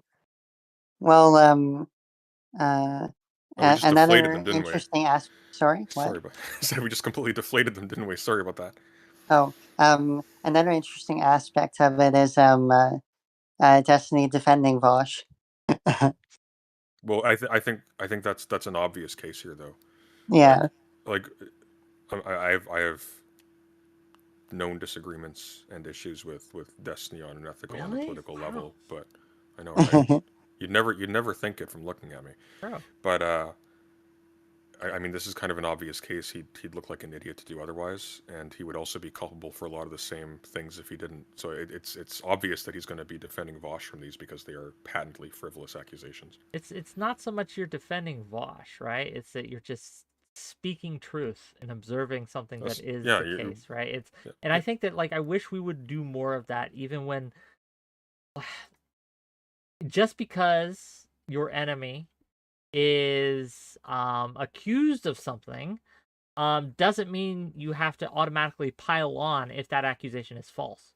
You can there are criticisms enough of people that you dislike to go around without having to make shit up or to pile on to made up shit. We could just say, hey, they're doing X, Y, and Z and bad, but they're not doing A, B, and C. So why attack them on the A, B, and C point? It just makes everything look weaker. It calls into question every criticism you have for them. Because if you back up obviously false criticisms, it makes people think, oh, these other criticisms that you think are legitimate, maybe you're just making shit up about that too, right? It's just and of course people are like pedo-jacketing Stephen for doing this defense. And of course that's equally absurd, right? That's just silly. Okay. And if it's not absurd to speak to Wick's point, nobody will ever take those kinds of accusations seriously ever again because of people like Mr. Girl who are willing to just stretch anything and everything to that level. Like I reflexively was skeptical of what you were saying, not on the basis that I have any like deep personal connection to Vosh or I know him on a personal level and have like a strong, robust experiential sense of his own moral limits, but primarily because I've seen all of these arguments floated before. So you referencing one of these things that I've seen in the past already, it's only being really generous. I'm even willing to even ask for clarification on that point. I'm just going to flat out ignore it because I've seen this all before. This is an old I wonder why this is kings and queens. No, I'm sorry, but go on. I wonder why this is coming up now. Oh, it's like there's a little cottage industry around people making. No, but in all seriousness, like you can start a channel and get a following just by making the big anti-Vosh video of the season or the big anti-Destiny video of the season. It's like there's less and less content, baby. They have less currency now because there's so many of them. But it's like I mean, for God's sake, Doomer Media got to something like 16,000 subscribers in a couple days doing that. Maybe I need to fucking abandon some of my morals here. I didn't use 16,000 subscribers, but Techno, thank you for coming by. Yep. Yes. Yeah. Nice talking to both of you. Nice talking to you too. to the void. Bye-bye! But yeah, there's, like, I understand, right, that I am limiting myself by not engaging in certain activities, right? Well, That I am here's the limiting here's the myself, just real quick, if I may finish. sure. That I'm limiting myself by not doing certain types of content or certain types of attacks on people, right? Because there is a lot to be gained if you go hard against a certain individual or someone who is popular. You stand to gain from doing exploitative content too, by doing the dramas of the day and just hashing that out over and over again, and having, like, people on to talk about it over and over again.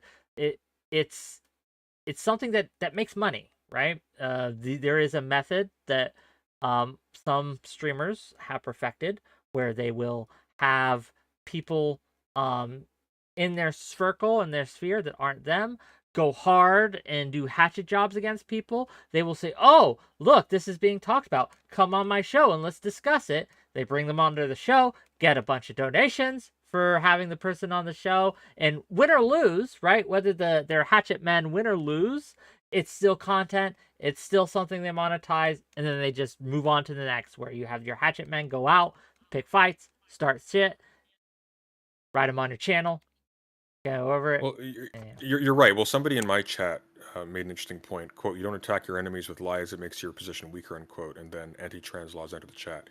To translate that over to this, it's not actually necessarily a given that you will benefit from attacking people. You need to attack people in the right way to have the right people on side, the right people against you, and all that stuff. So, for example, Doomer Media profited immediately from the anti-Vosh video, had the right people on side, but he was at a disadvantage afterwards because the people he got on side were the people who disagreed with his politics almost entirely. He got a bunch of people from like Sargon's crowd and so on and so forth.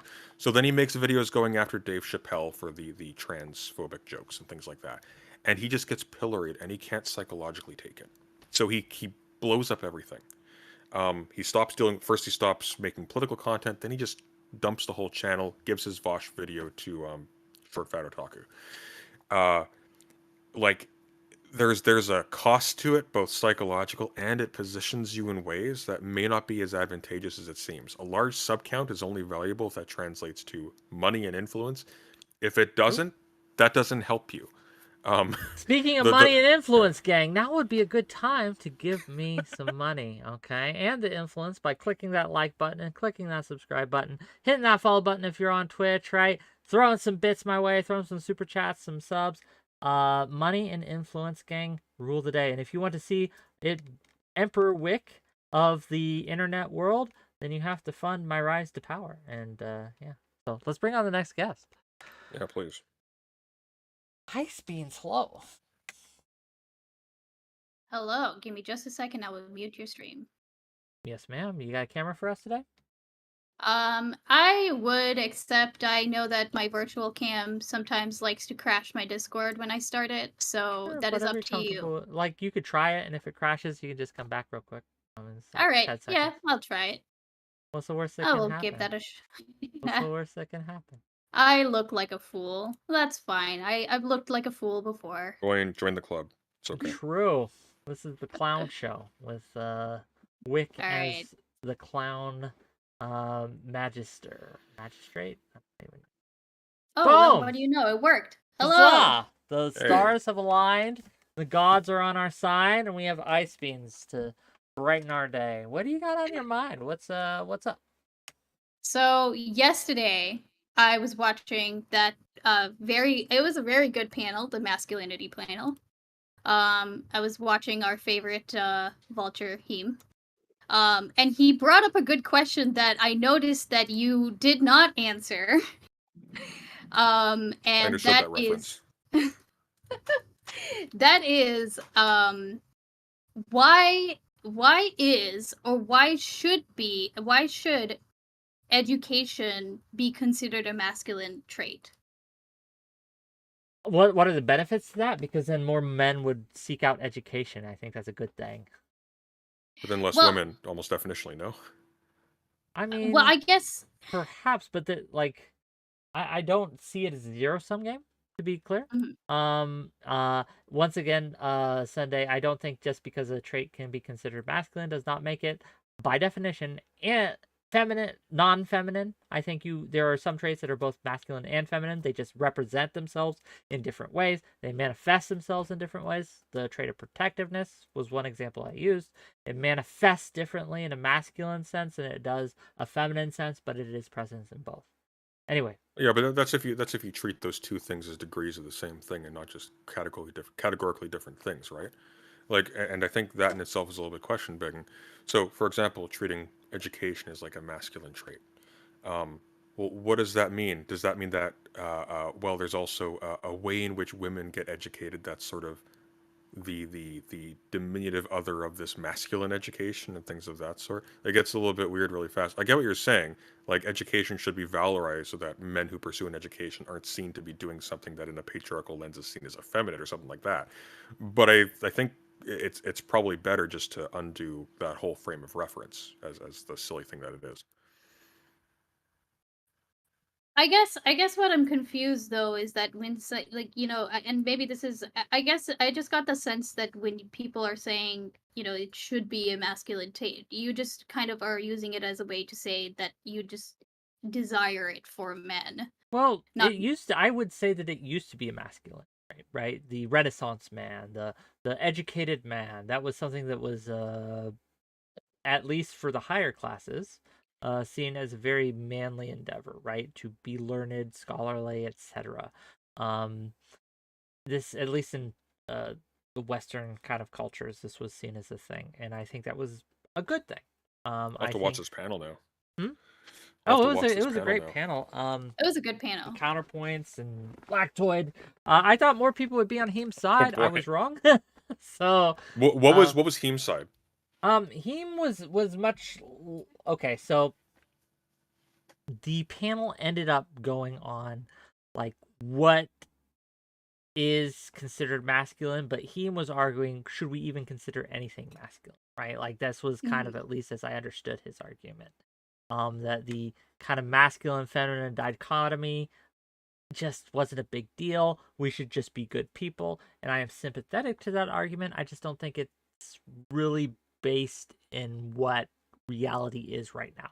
And so if we want to be a good man, right, there are ways to be a good man, just as there are ways to be a good woman. And I think that's not necessarily a bad thing to talk about, right? To say, hey, if you want to be a good man, don't look at the Andrew Tates of the world, right? Because the Andrew Tates of the world are going to lead you down dark paths. One of the reasons we're in this situation that we are in today is because for many years now, we've been having kind of this deconstruction of masculinity and femininity even, right? That we are having a national conversation, a cultural conversation over these things. And a lot of younger men, they lack the purpose that they used to have. Back in 40, 50 years ago, growing up as a young man, you knew kind of what your ideal was. Like, you knew what to kind of expect. You knew what to kind of work for. You had these kind of, at least in most cultures, you had these kind of template to work off of.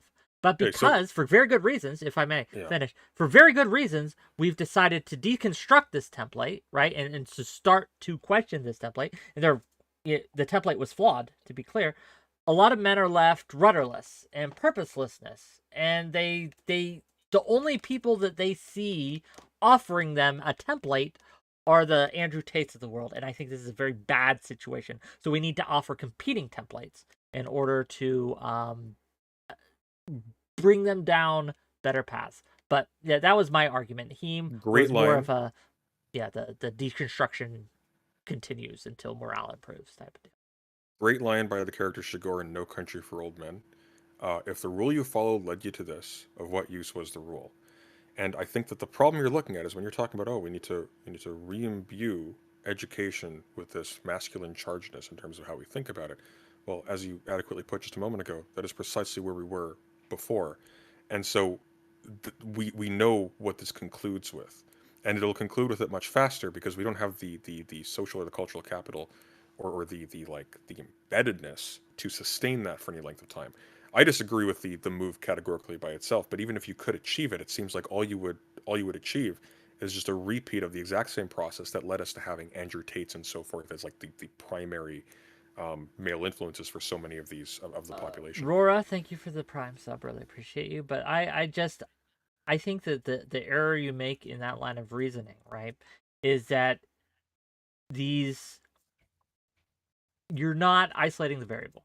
There are so many other variables that I think were more responsible than simply having the idea of education be a masculine trait that were influencing where we are today, how we got from there to here. I think that it isn't the fact that education was for so long a masculine trait that was the driver of this decision. I think in spite of education being a masculine trait, right, it became non-masculine, right, for a very good reason, because this was seen as it became seen as sissified. It became seen as a very feminine thing to do, a womanly thing. You're not manly if you go to college. You're not manly unless you like take up plumbing or a vocation and things like that. And this was, for a lot of reasons, seen as it transitioned into becoming the ideal for men. Like, yeah, but that is itself. I was gonna say, is that realistic though? I feel like maybe this is me being like raised with like a South Asian culture, but education is still very much a huge thing that's like seen as desirable.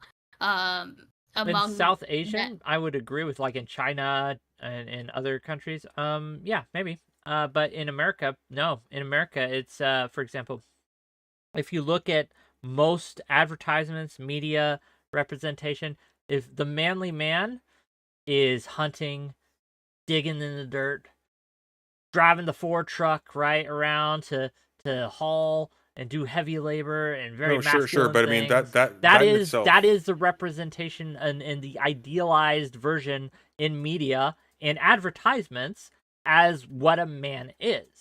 And yeah, but I mean in real life, like people who are dating each other and stuff like that, like generally, I think in America you do have a little bit more of like I hate to say like looser, but like a more flexible sort of standard, right? As to how highly educated your partners might be. But for the most part, especially for people who are kind of looking to settle down, do the traditional family thing, I think they seek partners that are either looking to get higher education or are already highly educated. well, that's part of the problem. Like that's a separate problem though. Like women won't date down, right? And that's causing some issues there. Well, here's the problem with. So, to go back to my previous point, hunting, all that outdoor labor and stuff like that, and higher education, these were both masculine traits. They were both fetishized in the same way. Male soldiers, things of that sort, and whatnot. Well, what you have though is you have more women going into the education system.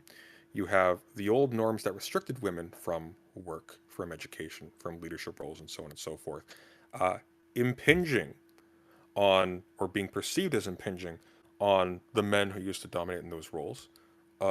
And you have as well the use of this as a propaganda tool. So you have a whole bunch of people, a whole bunch of men who are now being conditioned to treat the university system with hostility, because that is the site for, in a lot of ways, not in all ways, but in a lot of very visible ways, that old privileged position started to get the emperor's clothes started to be revealed as just like a nonsense thing. What you're effectively advocating is a kind of papier-mâché over that, or paper-mâché over that, so that it kind of, we're just kind of pretending like, oh, well, let's just treat education as like a specifically masculine trait again. You're going to run up against the exact same frictions, just a whole lot faster.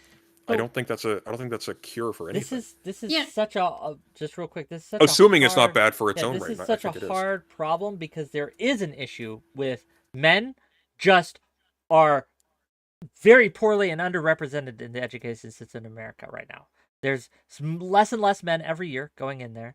There's more and more women, like women, at least in most fields, not everyone, but in most fields are 60, 70% of the people who are going through and successfully completing university education, university levels of education. And this is given what we know about how having a college degree substantively improves one's life, at least in America, that generally speaking, this is going to have some big economic impacts going forward because it's running up against this cultural thing that we have, which I don't think is, I think it's a bullshit cultural thing, but it is a cultural thing where if you were So a woman, let me put you it want to to you then. date someone who's going to provide for you, right?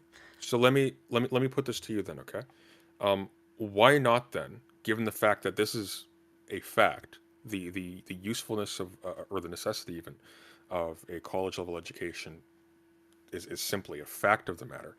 Why positively assert the masculinity of an education instead of degendering it so it's treated as something that both aspire to? Clearly, this is a thing we can do since, as the situation stands, more and more women are in university, right?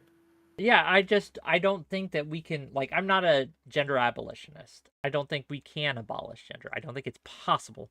Well, that's not Um, abolishing. I don't think this is like I think we can have this conversation without necessarily like saying we should abolish gender. I right? understand, but I'm using this as a stepping stone to speak to answer his question. Why not degenderize it? Because I don't think that, like, Well, I mean, I'm not what about sure that we can. I'm not against doing that. I'm not against doing that. I think that that could be a long-term goal, but I think at least in the now, in the today, we want being educated to be something that boys and young men aspire to and are praised for. Because right now, it's the opposite. Okay, so It's the opposite. A lot of boys growing up will be told, "Why are you doing that sissy shit, like studying and homework?" Okay, sure, but just very quickly, I'm sorry to jump in there very quickly. yeah, go ahead. But here's your challenge then, okay? So they've been taught, as you put it, that the university is for sissies or whatever, right? It's sissy So shit. It's feminine. yeah. So here's the move you have to make. You have to get them to not think it's for sissies, and then to think it's masculine afterwards. From a purely practical standpoint, this seems a much more easily attainable goal, even assuming your entire position otherwise. I don't see making it seem like a masculine thing as the easier of the two things. I disagree, Okay, but go on, Ice Beans, please. no, so that's basically like okay, so basically what it sounds like to me again is that you're just basically wanting a way to make it seem more palatable for like boys and men to essentially take on that aspect. Oh, I want to be more educated without thinking that they'd look like a sissy or whatever else, right? Well, that's not So I the guess that's that not the I failed only to see thing. that I failed to see. I guess that's the problem is that I failed to see Sure. the connection between that desire to make it less stigmatized and masculinity. One of the That's my problem. assertions made by a person on the panel, and I cannot speak to the truthfulness of this because I'm not an educator and I am not in the education system. But this was an Are you referring to assertion 𝕬𝖎mark, by the way? 𝕬𝖎mark, yes. Okay. 𝕬𝖎mark made See, this. that's by the way, that's why all of us were yelling at everyone, like both you and him in chat, because 𝕬𝖎mark had something to say, and it looked like the panel kind of moved on. Yeah, but it was I remember it and I wanted to Okay. address it, but I have no, like, he made a statement and I had no idea if the statement was true or bullshit, right? But Go he ahead, made though. the Go ahead. assertion that the way we educate people in the Western world is feminine. That we use an appeal to the feminine mind, to the feminine style of learning, that leaves people who learn in more masculine ways out. I can't speak to that. I don't know if that's true Welcome or to not. man's school. We're going to teach you philosophy with a rock. I don't know if that's true or not, right? I have no idea if there are if there are even substantive differences in how boys and girls learn and process information. I don't know. There is. But So I don't know like the science behind it. But yeah. If it's true and if the education system is favoring this style over the other style, that's also a problem that needs to be addressed. I just don't know the facts of the matter, so I could not speak on it, right? Yes, but I guess again, like, okay.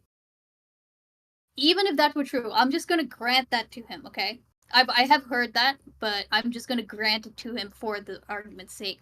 even if it was the case, then it would just be a matter of adapting your teaching style to essentially, favor boys equally, or equitably, alongside girls, right? Like, even if you have to Easily do something said, direct. much harder to do given the Okay, no, don't get curriculums me. work and things like that. Like it's Look, don't easy. get me Oh, wrong. just do both I've been in forehead, in right? segregated school. I've been in segregated schools and I've Yeah. been in desegregated schools. I know, okay, that I know firsthand like the challenges that come with both, right?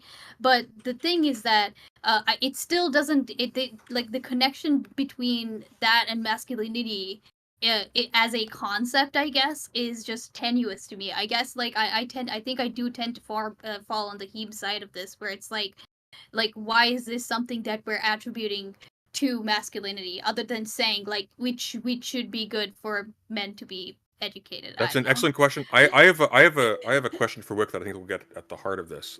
Wick, maybe you could explain for clarification, what is a testicular style of education in your judgment? Again, 𝕍𝖎 made the statement. You'll have to ask him. I did not make that assertion. He is the one that said it was a true thing.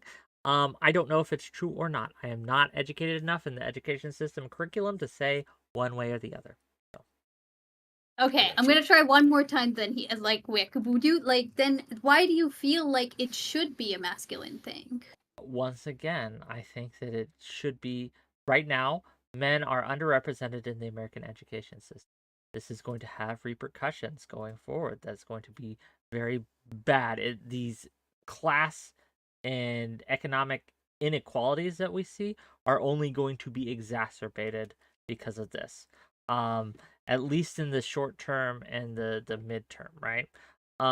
That's going to be an issue. It's going to cause conflict. It's going to really kind of exacerbate the inequalities in the dating market, all these things. It's going to be a problem, and I want to solve that problem. One of the ways that I think we can solve that problem is by, return to tradition, right? Like by going back a little bit and saying, hey, actually, it's very manly to have an education. It's very manly to be a scholar. It's very manly to have these. What if we tried the plan that didn't work again?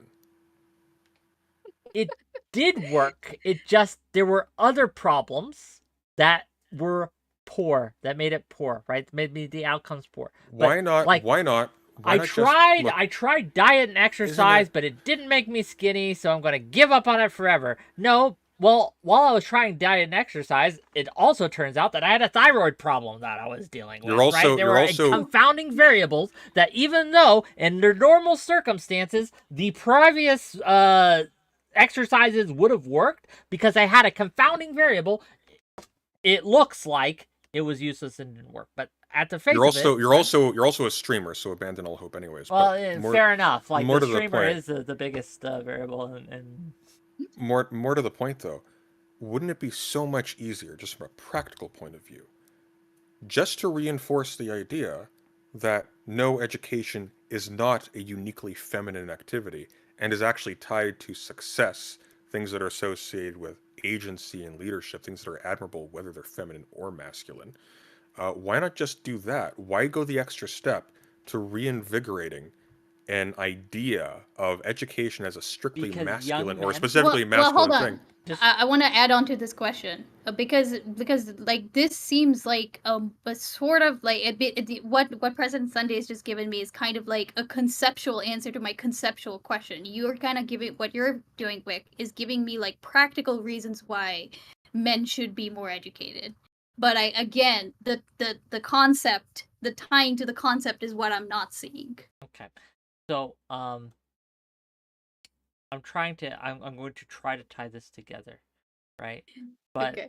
Men currently, I'm going to start pragmatically first, but give me a moment, we're getting there. But I am going to start pragmatically first. The reason why we turn this into a masculine thing is because right now we know that young men are feeling lost. They don't have a template to go towards other than the Andrew Tates of the world, or at least they feel they don't, right? They are looking, there is a market, a demand that is needed to be filled, right? And unfortunately, the only one that seems to be given to these young men is the Tates, the fresh and fits, the misogynist, red pillish shit, right? And it's a bad thing. So my conceptual, pragmatic answer to this is to offer an alternative that includes the educated, well-adjusted man and what that looks like, and to fuse and tie these things together in a way that we can market it and say, hey, Andrew Tate isn't the only ideal of man you can ascribe to. In fact, we have a better ideal, one we can point to, into the Renaissance man, right? The kind of like the one who is treats women well like people, right? And the one who is educated, who is also strong and brave, but also strong and brave of mind as well. So. Okay, but there's another problem you're not considering. And that's that we've already done this and they can't compete. Okay, so who you're describing is Jordan Peterson. And the problem is that the kinds of people who will be on board with that project to be the role models for that are not going to be the kinds of people who actually value education for its own sake. They're not going to be the kinds of people who actually embody that ideal, even if it is an ideal that we would desire to be embodied. They're going to be the kinds of people who are willing to play ball with Andrew Tates of the world for precisely the reason that... I disagree. I like this. But they did, factually. Like Heem had a lot of these similar arguments that, like, Heem's argument was that he's blackpilled on this. He don't think there is any competition that can compete with Tate. That Tate is going to rule it all, right? Like, and I hope. I hope in terms of that, true. Right? But think about this for 5 seconds. Why does Tate do what he does? Because it makes him money. No. A lot of people do things for money. Some people do things that are hard. Some people do things that are easy. What Tate does is really, really easy. Far more easy than dressing up in like an expensive suit. Why is it easy?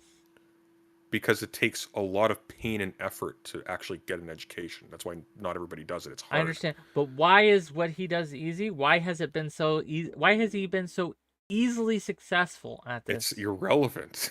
It's the fact that it's easy. It's not irrelevant, though. See, it's not irrelevant, right? We have to take this variable into consideration, that there is a market need that young men are demanding. They're saying, we want this. And if we do not compete in this market, it's just going to, they're all going to go away, and we're seeding the field. We're seeding the field in a battle that we should not. No, you're misunderstanding the point I'm making. The issue is not that we should not be fighting for the hearts and minds of these lost young men who are finding themselves under the guidance of Tate and Tate clones. The issue is that you can't compete for the same territory in the same way with just these pictures of, ooh, no, this is an actual man. An actual man doesn't act like Tate, in that same way, for precisely the reason that those people will always outnumber you 100 to 1, because it's such an easier grift. It's so much easier. Like, there's literally no reason for anyone whose goal is to simply cynically make that move, and you wouldn't need people to do that, because no thinker worth anything is, with all due respect to present company, is going to, in all seriousness, argue that education is a strictly masculine trait. Most of our best scholars right now, and not just by dint of the increasing numbers. This ideal that if it's masculine, it cannot be feminine definitionally, I reject that. Excuse me. Okay, but then what does it mean for it to be masculine?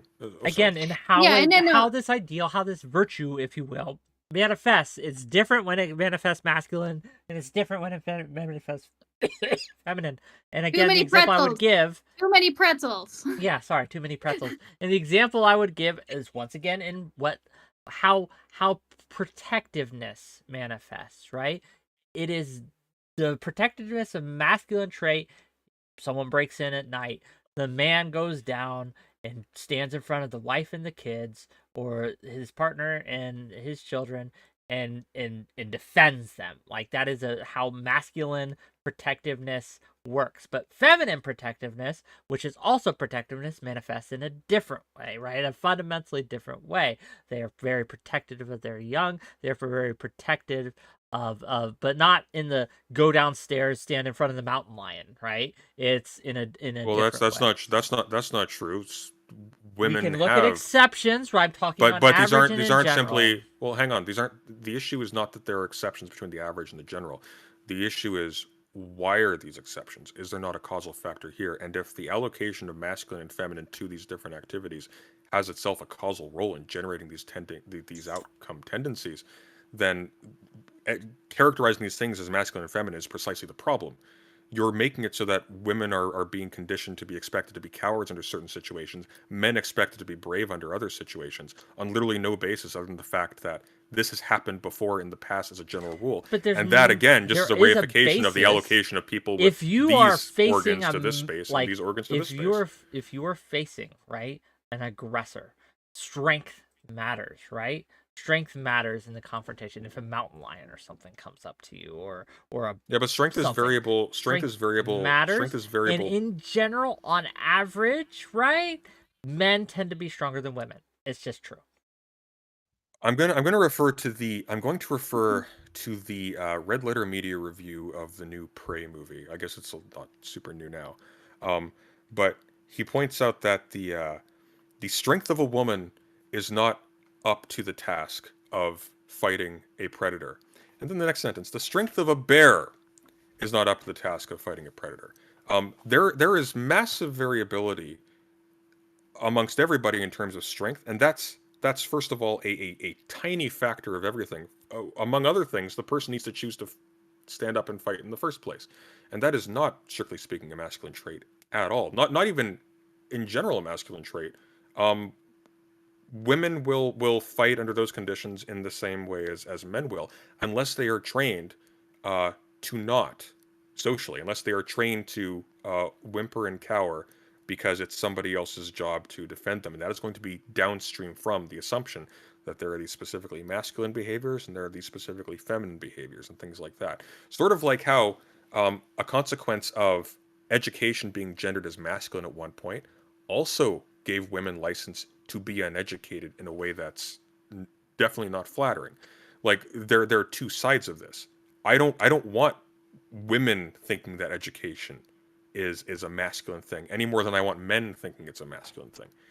It doesn't work. Like you end up with worse people at the end of it. I want women to think it's feminine and men to think it's masculine. Again, this dichotomy that I reject wholeheartedly, this very binary thinking that if it's masculine, it can't be feminine, or if it's feminine, it can't be masculine. I don't think that's true. I reject that binary. I reject that dichotomy. I'm non-binary, if you will, in this, that I think that something can be both masculine and feminine at the same time, but it manifests different.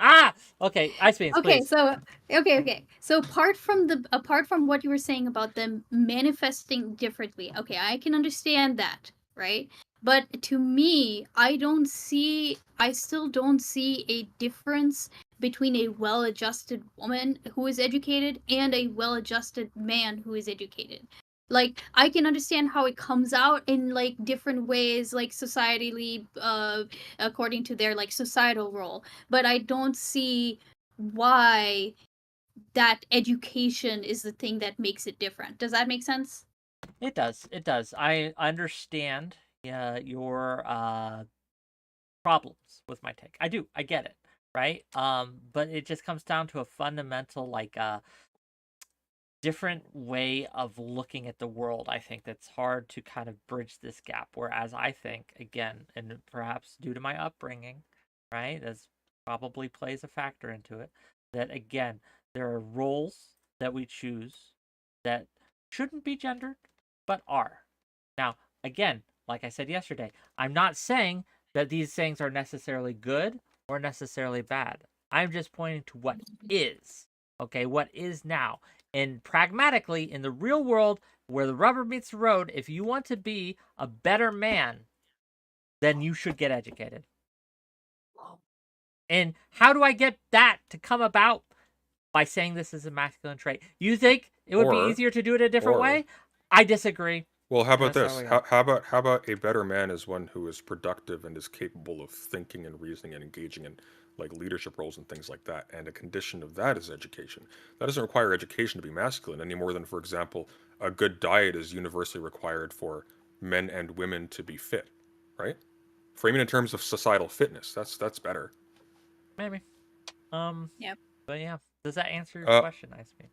And gang, this is Ice Beam, not Stardust. This isn't Stardust. We're gonna rate into Stardust soon, but not Stardust. Okay. This is not Stardust. It's just discount Stardust. It's fine. I think Fairy Queen might be waiting for me as well, so I might. Yeah. That's where we're gonna wrap this up. But Ice All Beans, right. last words? Well, it was fun banging my head on the wall with you as always, Wick. Anytime you, well, nope, I won't phrase it that way. Anytime you want to interlocate with me, you're more than welcome to come by. But for now, avoid. Oh, I was going to invite her onto my stream. You Okay, can well, still Ice do Beans, that. if Just you're right click, if you're seeing DM her, right, and say, hey, you want to come on my stream? That's all good. Ice Beans, if you want to come chat, my DMs are open. For now, though, we do have to end the stream. We are going to raid into Stardust. So you say You should raid hi into me. there. I'm streaming right now. Are you streaming on Twitch? Oh. Then I can't raid into You're you. on YouTube. Are you on YouTube also? I am, and I can try to Yeah, you raid should. into you, but first we're gonna raid into Stardust because I know how on Twitch, and then you can walk me through how to raid into you. How's that? Sure thing. So when you do it on YouTube, go into your YouTube studio where you have the live stream going. Click on I'm edit. in there right now. Just click on edit, customization. Scroll down, and you'll see a redirect button that says add. Edit, customization. You see redirect is above trailer. I do. Okay, click add, and then search for President Sunday and find my current live stream.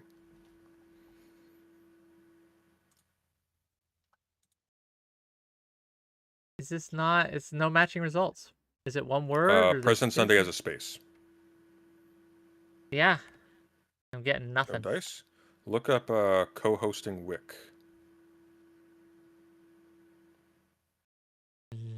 Oh, wait. I think I'm searching the wrong thing.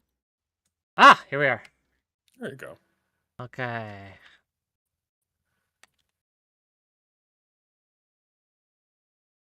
Open columns with President Sunday. That's me. Where are you? Co-hosting with Wick. Okay. Clicky, clicky. Savey, savey. And then once you end stream, it'll send you over, them over there. And in that case, I bid thee Take all care. adieu. Gang, tomorrow, first kick stream. Kick.com/WhickTV. We're going to have Claw. We're going to have Sonsel. We're going to have a few others. Maybe even Haas will join us. Do you know about Claw? I do know about Claw. I'm aware. That's why we're not streaming on Twitch. But he's a weirdo. And he's a little bit worse than a weirdo. But yeah. So for now though. All right. See you guys later. Bye.